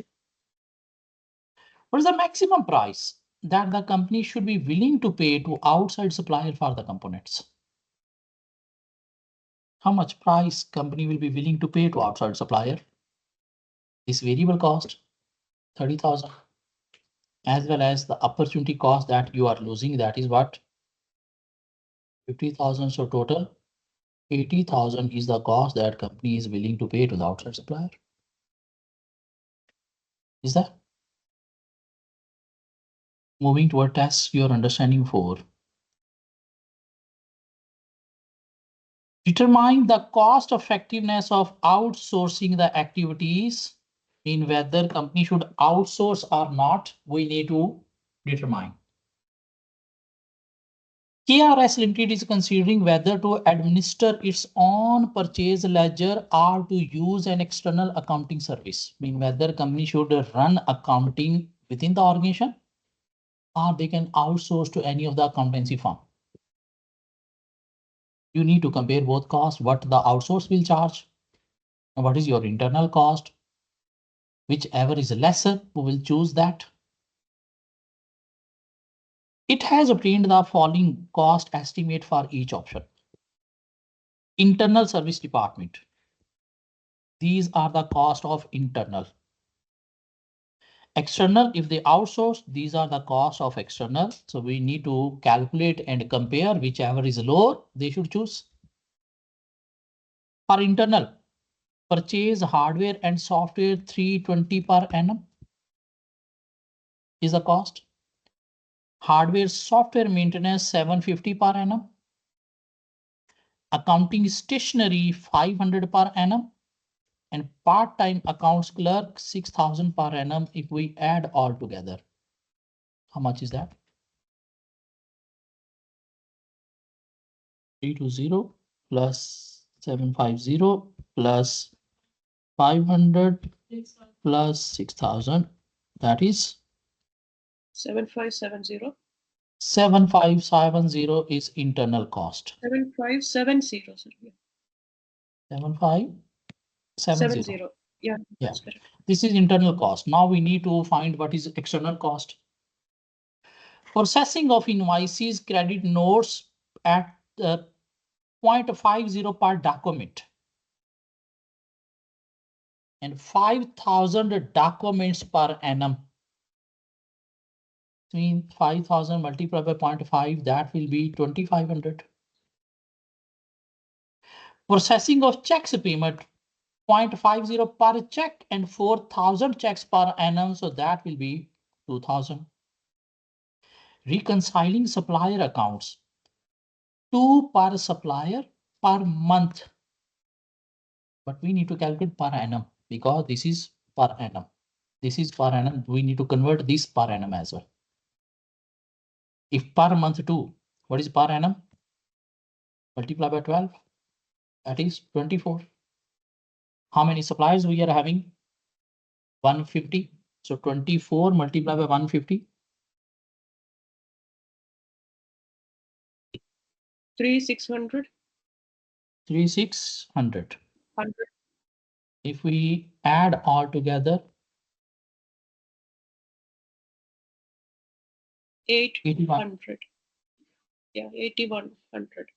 Company should move towards outsourcing or not?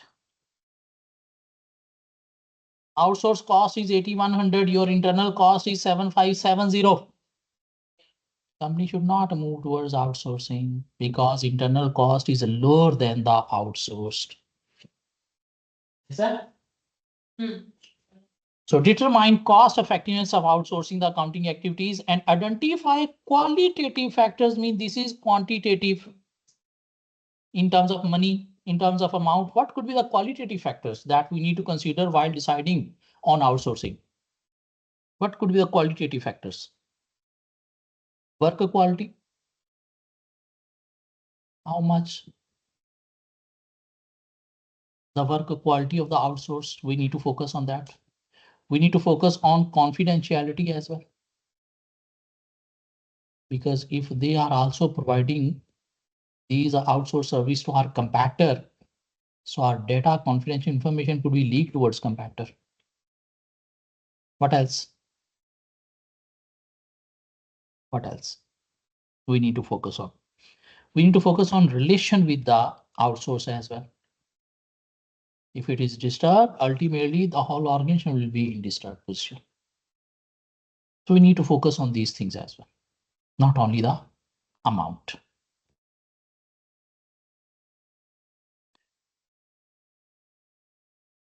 Dealing with probabilities. Okay, take 10 minutes break. I'm not giving you more break today because I need to wind up things. So take 10 minutes break, then we'll move towards the next topic. Online students coming after 10 minutes.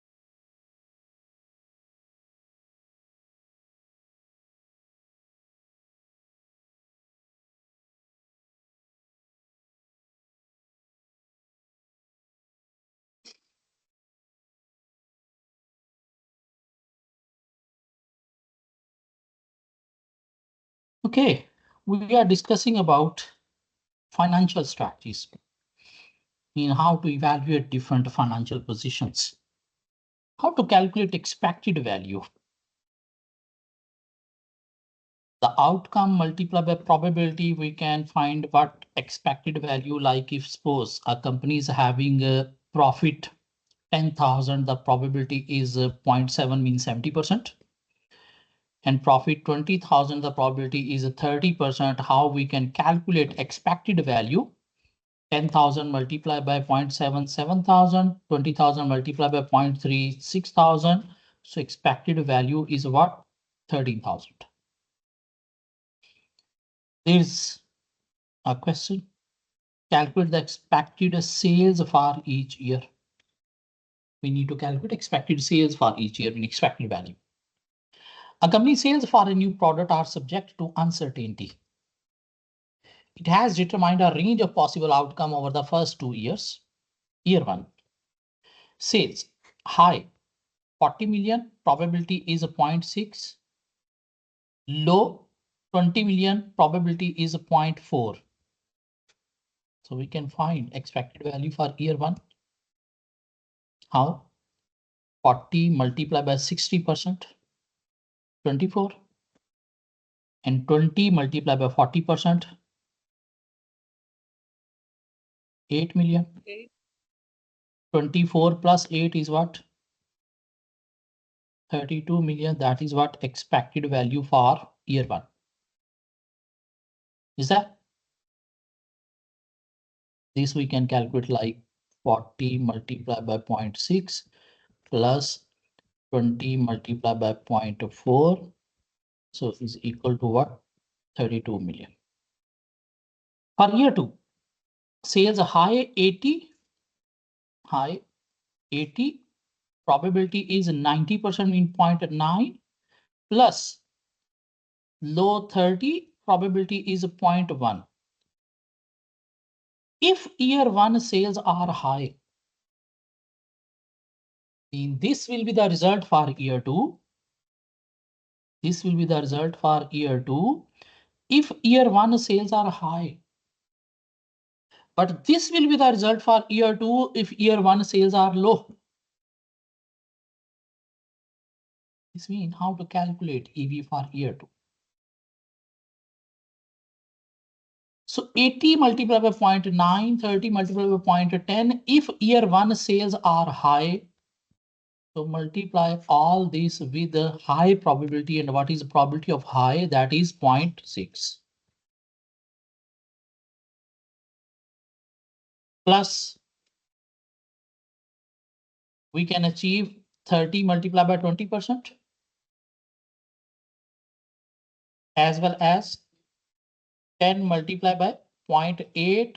If year 1 sales are low, what is the probability of a low? That is 40%. So multiply by 0.4.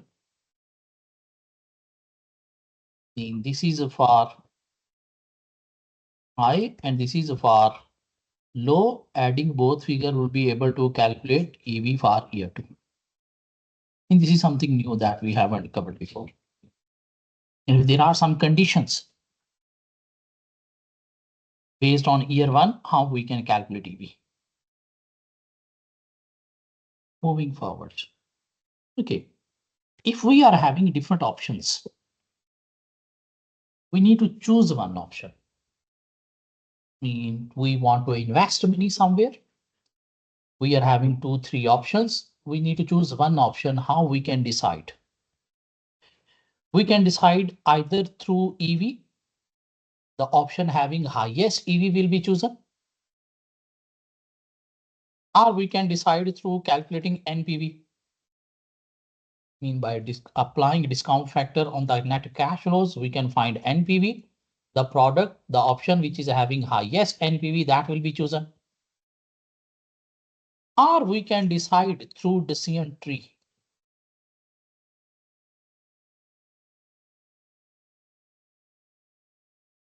So let's move towards how to draw a decision tree. To draw a decision tree, we use 2 symbols. One is a square. that is called a decision point. And one is a circle that is called outcome point. Square and circle. If we are having different options, for those options, we will use a square. And from square, we can generate different options. And if we are having some probabilities and we need to calculate EV, then we will use a circle. Suppose this is one way, probability is 0.7. This is other way, 0.3 probability. This is 100 value. This is 50 value. So 100 multiplied by 0.7, 70, 50 multiplied by 3, 15. This means 70 plus 15 is what? 85 EV that we calculate on the circle. But to define different option, we use square. To calculate EV according to the outcomes, we use circle. So only two symbols are used, circle and square. Let's move towards our question. We need to draw our decision tree for this situation, this problem. And we need to advise the company which option they should choose. So I'm going towards drawing our decision tree for this question. Okay, a company is planning on drilling for oil. They found oil somewhere and they are planning to drill for oil. This is might be oil and petroleum company. It can either drill immediately. It can either drill immediately at a cost of 50 million. This is one option. Or carry out some preliminary test, cost 10 million, or they should move towards testing and then drill. This is second option. Alternatively, the company could sell the rights to site to another company for 40 million. This is third option. They can outsource. They can sell the rights to any other company and take 40 million. The other company will see how much oil they can extract. The company is having three options. Either they can drill now. If they are moving towards drill, the cost is 50 million. Or they can spend 10 million cost of testing. Testing means they will find how much oil we can extract and then they will decide what to do. Our third option, they can sell rights. This means companies are having three options. If they are having three options, we will use scare. One option, drill now. How much cost? 50 million is the cost. The second option, they can move for test. How much is cost? 10 million. And the third option, they can move towards selling right.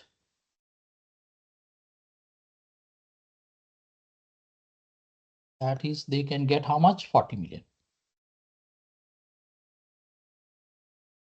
Is it? Okay. If it decide to drill now with 50 million cost, there is a 55% chance that it will find oil and extract it with the 150 million. There is 55% chance they can get the oil of how much amount? 150 million.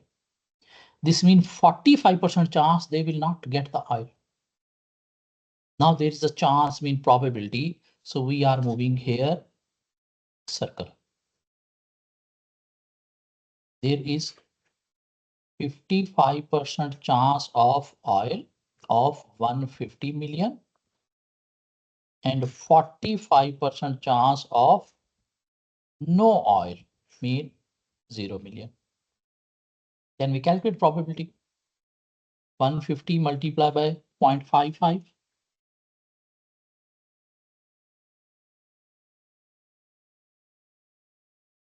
82.5 plus 0 multiplied by 0.450. So 82.5 is what EV that we will write down over the circle. Are you with me? 150 multiplied by 0.55 is 80.82.5 plus 0 multiplied by 0.450. Is that okay? If further tests are carried out, mean the second option of test. If further tests are carried out, first there is a 70% chance that they will indicate the presence of oil. This means 30% chance there will be no oil. So this means 70% chance they will be having oil, 0.7 oil, and 30% chance of no oil. Is that okay? If further tests are carried out, first there is a 70% chance they will indicate the presence of oil. The sale right would then be worth 65 million. In 70% chance there is oil. They can sell right for 65 million. Alternatively, the company could drill for oil itself at a cost of 50. Mean in 70% chance of presence of oil, they are having two options more. Either they can sell right, either they can drill. So if there are two options, we will use scare. Either they can drill, and whenever they are drilling, they are incurring 50 million costs, or they can sell rights. For how much? $65 million. Is that okay? So alternatively, the company could drill for oil itself at a cost of 50 million. There is then 80% chance the oil extraction worth 150 million is successful. If they want to drill, there is 80% chance they can get oil. So 0.8 is of oil. How much they can get? 150 million. This means 20% chance of no oil mean 0 million. Are you with me? Can we calculate EV on this circle? 150 multiplied by 0.8. 120 plus 0 is equal to 120. Is that?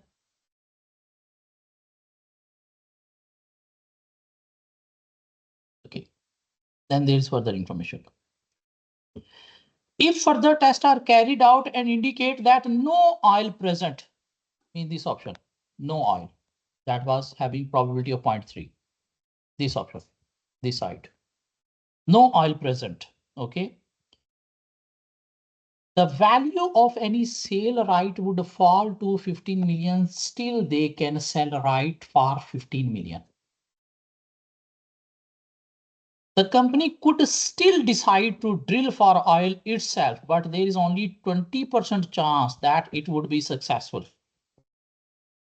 Find and extract oil at that point. I mean, there are further two options. Either they can drill, either they can sell right for 15 million. So here there are further two options.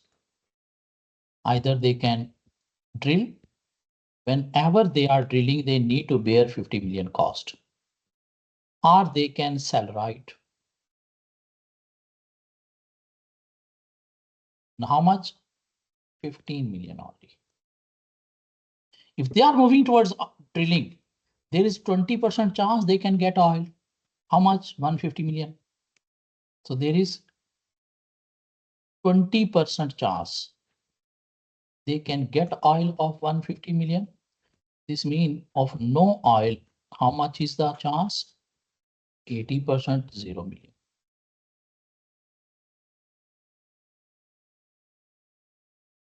Now this decision tree is drawn. Now we need to decide which option they should choose.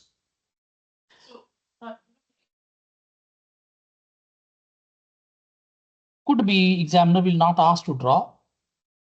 They might be provide decision tree and ask you to evaluate. So we have drawn how to evaluate now see. So we have calculated what is the EV here? 150 multiplied by 0.2? 30. 30. Okay, if we see this option first, this one. 120 is the EV, how much cost we are bearing 50, this means benefit is how much 70. If we move towards drill, the benefit is 70. If we sell right, the benefit is what? 65 million. What they will choose, 70 or 65 million? 70. Which option we are choosing? We need to put two lines on that option and define its benefit over there. Is that? Now look at this. From this drilling 30 minus 50 minus 20 loss. 30 benefit, this 30 benefit and 50 cost minus 20 loss.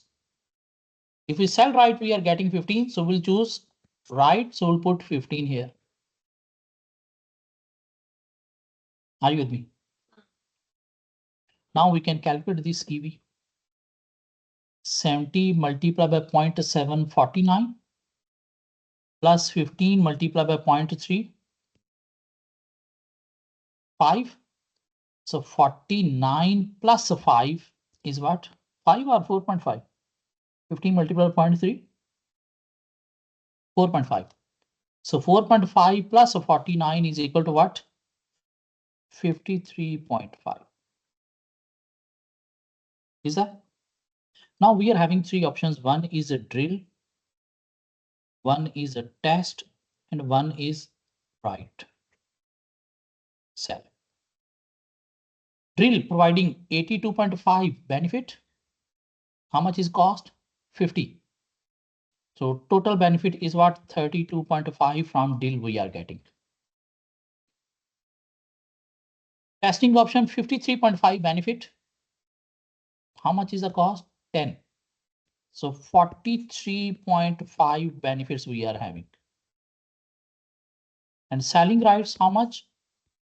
40. Which option should be chosen? Till now, testing or selling rights. This is higher. So this we will put here 43.5 and we will say company should go for spending 10 million on a test and then decide what they should do. Because this option is providing more benefit as compared to other two options. This is how we can evaluate. Decision tree can be drawn from left to right, but it can be evaluated from right to left.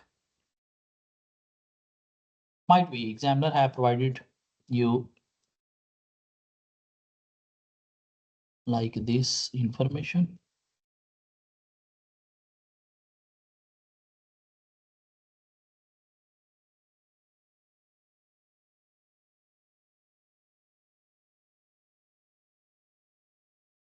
And this is the decision tree they have provided you. And they asked which option company should choose. So we need to evaluate how by calculating probabilities first. From here, 150 multiplied by 0.8, 120 plus 0, that is 120. Is that? This is 120 minus 50, 70. This is 65, so company will choose this 70. From here, 150 multiplied by 0.2, 30 plus 0, 30. So 30 minus 50 minus 20, this is 15. So company will choose this and 15. 70 multiplied by 0.7, 49, 15.3, 4.5, 49 plus 4.5, that is 53.5. And this 0.55 multiplied by 150, 82.5. Now we can see which option should be chosen. 82.5 minus 50 drill is providing 32.5 benefit. testing 53.5 minus 10 providing 43.5 benefit, and cell right is providing 40 benefit. So which is better? Testing. So 43.5 company should go for testing option. As compared to NPV, this is a better method. We can communicate to other easily by using one page. We can easily understand what option we are choosing and how we are choosing this option. Are you with me? This decision tree you need to draw by yourself once again. Now, before moving towards exam, so that if in examiner is asked to draw, you'll be able to draw. So one more topic left in finance, that is budgeting. What is the purpose of budgeting? What is budget? What is budget?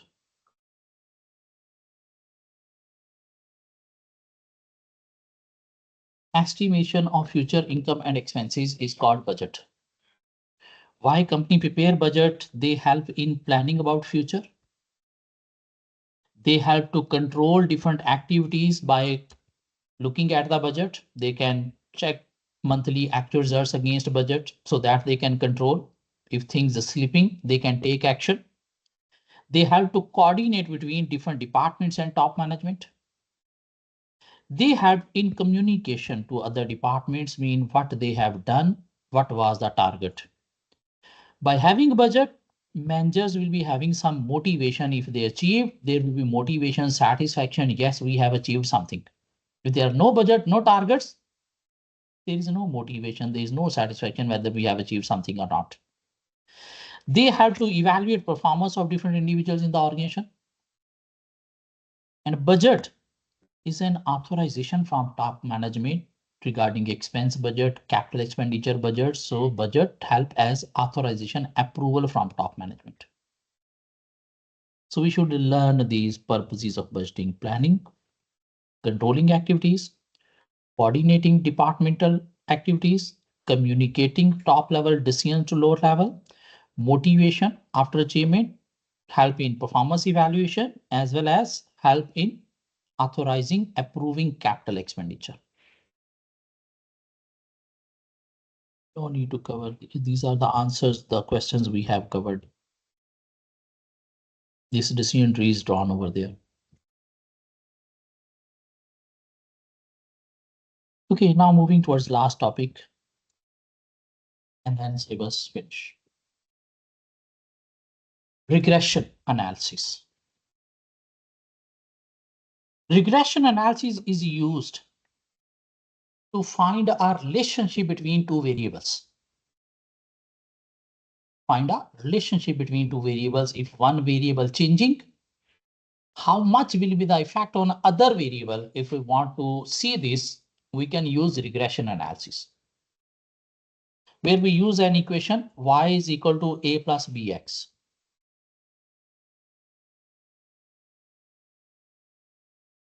In that, y is what? That is dependent variable. Dependent variable.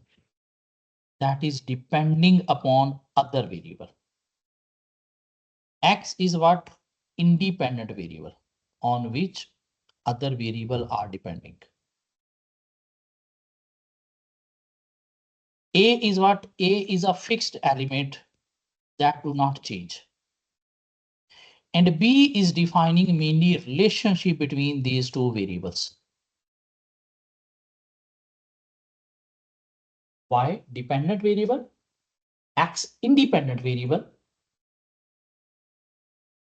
Mean X will change, Y will automatically change. If Y change, X do not change because X is independent. Y depending upon X, how much? If we want to see, we will use regression analysis. Suppose we are saying our total cost is equal to what? Fixed cost plus variable cost per unit multiplied by quantity. Quantity is what? Independent variable that change will also affect our total cost. If we produce more quantity, total cost will be more. If we produce less quantity, total cost will be lesser. But suppose we are saying our fixed cost is say 500. Variable cost per unit is say 10. And we are producing 100 units. What is total cost?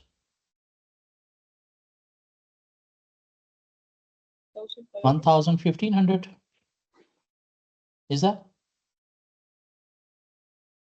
If we produce double quantity, how much will the effect on total cost will become double? No. If we produce 200 units, 2,000, that will become 2,500, mean it's not becoming double. If we want to see by producing one extra unit, how much will be increase in total cost? We will use this regression analysis. Suppose if we are producing 1 unit, 1 multiplied by 10 is a 10 plus a 500, that is what? 510. If we produce 1 extra unit, mean 2, that will become what? 520. This means the relationship between Y mean total cost and X quantity is what?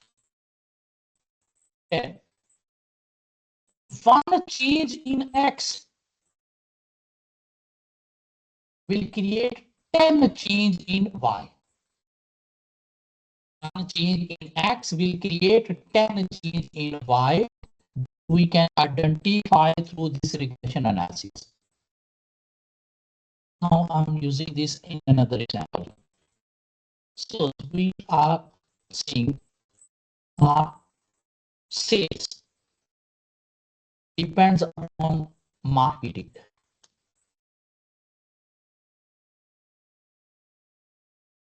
If we market more, when we spend more on marketing, our sale will be more. If we spend less on marketing, our sale will increase by less amount. If we do not market, our sale will not increase. Who is depending upon what? Sale is depending upon marketing. What we will do? If we want to define our marketing budget for the current year to achieve our target sale, so we need to find how much sale will be increased by spending $1 extra on marketing. For that, what we will do? Now sale is depending upon marketing. This means sale is what? Y, X, marketing is what? X. From last 10 years, financial statements. From last 10 years of financial statements, we will see what was the marketing budget. We will take those figures. From last 10-year financial statements, we will see what were the sales. We will take those 10 figures. We will find summation X here. We will find summation Y here. Then we will prepare one more column, that is XY. By multiplying all these 10 figures, we will find a summation XY. Then we will find X square column in taking square of all these values. And we will calculate summation X square. Then we'll put one more column, summation Y square, mean taking square of these values. We'll be able to find summation Y square. These summations we will put into a formula to calculate A. And these summation we will put into a formula to calculate B. And then we'll be able to define equation Y is equal to A plus BX. Suppose we calculated A, that figure is say 5,000. And we calculated B, that is say 8. So we define Y is equal to 5,000 plus 8x. What is Y? Sales, depending upon marketing. We want to define our future marketing budget to achieve our target sale. How we can define? Y is equal to 5,000 plus 8x sales. This Y is what? Sales. And this X is what? Marketing. What this equation is saying? The relationship is what? P is defining their main relationship 8. This equation is saying 5,000 our sale is fixed. Either we spend on marketing or not, 5,000 sale is fixed that we can achieve in any situation. The remaining sale is depending upon marketing. How? Every $8 spent on marketing, every $1 spent on marketing will increase our sale by $8. If suppose we are spending $1 on marketing, so our sale is what? 5,008. Mean 5,000 is fixed. The remaining is relating to marketing. If we spend $2 on marketing, our sale will become what? 5016. How much increase here? 1. How much increase here? 8. So this equation saying what? This equation saying what? Every $1 spent on marketing will increase our sale by 8. If we want to achieve 100,000 more sale as compared to previous year, so we need to spend some amount more on marketing. How? 100,000 sale we want to achieve. So we need to spend $8 or $1 on marketing to convert $8 in a sale. So what should be the marketing budget? 100,000 divided by 8. So that suppose that figure is what? 12,000 or 12,500. This means we need to spend 12,500 on marketing more as compared to previous year. Then our sale will increase by 100,000 more in coming year. In regression analysis is used to find the relationship between two variables. And based on that, we can predict our future. We can plan our future. We can prepare future budgets, future plan. And for that, we need to perform some calculation of dependent and independent variable. Dependent variable is what? Sales. That is depending upon marketing. But how much? This we need to find through regression analysis. Suppose regression equation saying y is equal to 5,000 plus 8x. This means 5,000 sale is our fix. Either we spend on marketing or not, we can achieve this. The remaining sale depends upon marketing. How much? By spending $1 extra on marketing will result into $8 extra sale. If suppose this B is a 10, mean we are having equation y is equal to 1,000 plus 10x. This means 1,000 sale is fixed without marketing. The remaining will increase by marketing. How much? $1 spending on marketing will change our sale by $10. If we spend $100 on marketing more, our sale will be 1,000 more. Suppose equation is saying y is equal to 500 plus 5x. This means 500 sale is fixed. We will be able to get either we market or not. This is not going to be changed with the having marketing effect. The remaining will be changed due to marketing. How? Every $1 spent on marketing will increase our sale by how much? $5. Mean the relationship between sale and marketing is what? $5. One change in independent variable, we'll change the dependent variable by 5. So regression analysis is used to find the relationship between two variables. Because based on this analysis, company can plan about their future. And this is what quantitative analysis. The pastel 5 forces are what qualitative analysis. This is what quantitative analysis mean in terms of amount. If we see what will be the effect of this variable on other. Are you with me? How we can find this equation? By having previous 10, 20 years of data of X and Y, we need to find their summation, and B we can find by using this formula, A we can find by using this formula, and then we'll be able to define the equation, what is A value, what is B value. And these formula you don't need to learn. This is just for explanation how B and A can be calculated. So we have defined Y is equal to A plus BX as 500 plus 5x. Mean 500 sale is fixed. The remaining depends upon marketing, but how much? Every $1 on marketing will increase the sale by $5. This information that we got from this regression analysis, how reliable or how authentic that information is, it depends upon correlation. Reliability is depending upon correlation between these two variables.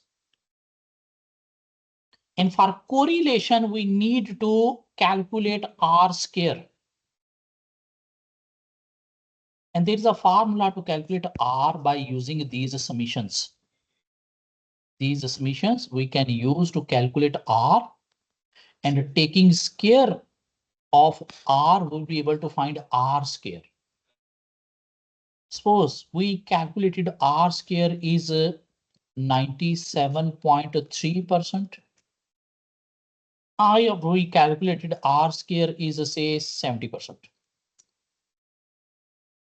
So we concluded that every $1 spent on marketing will increase the sale by $5. How authenticate, how reliable this information is, it depends upon R square. The closer the R square to 100%, the more reliable is the information. The more reliable is the estimation. If R square is far from 100%, the regression authentication is less reliable. If R square is 97.3%, this means this regression analysis, $1 marketing will increase sale by $5, is 97.3% accurate. Mean 97% company sales depends upon marketing. Only 2.7% sales depends upon other factors.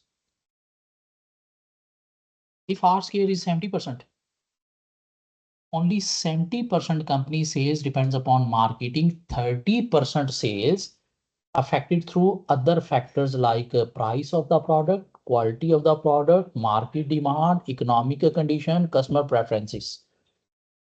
Mean the estimation through this regression is not that much reliable. We need to look for other factors as well, not only for marketing, if we want to achieve our sale target. Because the reliability of this regression relationship is lesser. If R square is near to 100, the more reliable. We should focus on this information. We should focus on marketing only, not other factors. Because sale is affected only 3% by other factors, not 3, even 2.7%. But here, no other factors influencing sale by 30%. Marketing is having only 70% impact on sale. Are you with me? Mean the reliability of regression analysis depending upon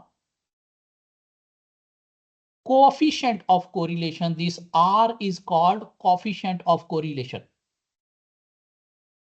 But we need to find R square, that is called coefficient of determination. Coefficient of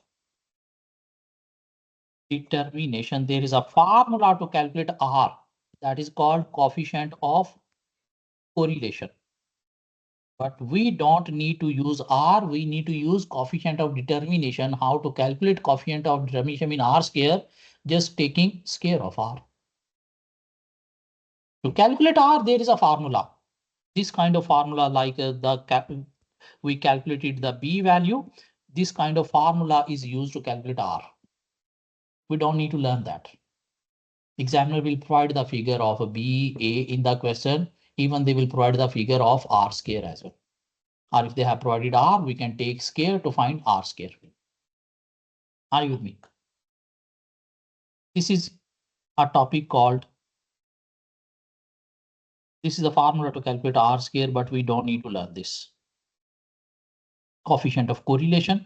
R square is what? Coefficient of determination that will help to check the reliability of regression analysis. Regression analysis means $1 on marketing will increase sale by 5. How reliable is this information? Depending upon R square. The more the R square, more reliability. The lesser the R square, lesser reliability. Are you with me? That's it. Done. Finish.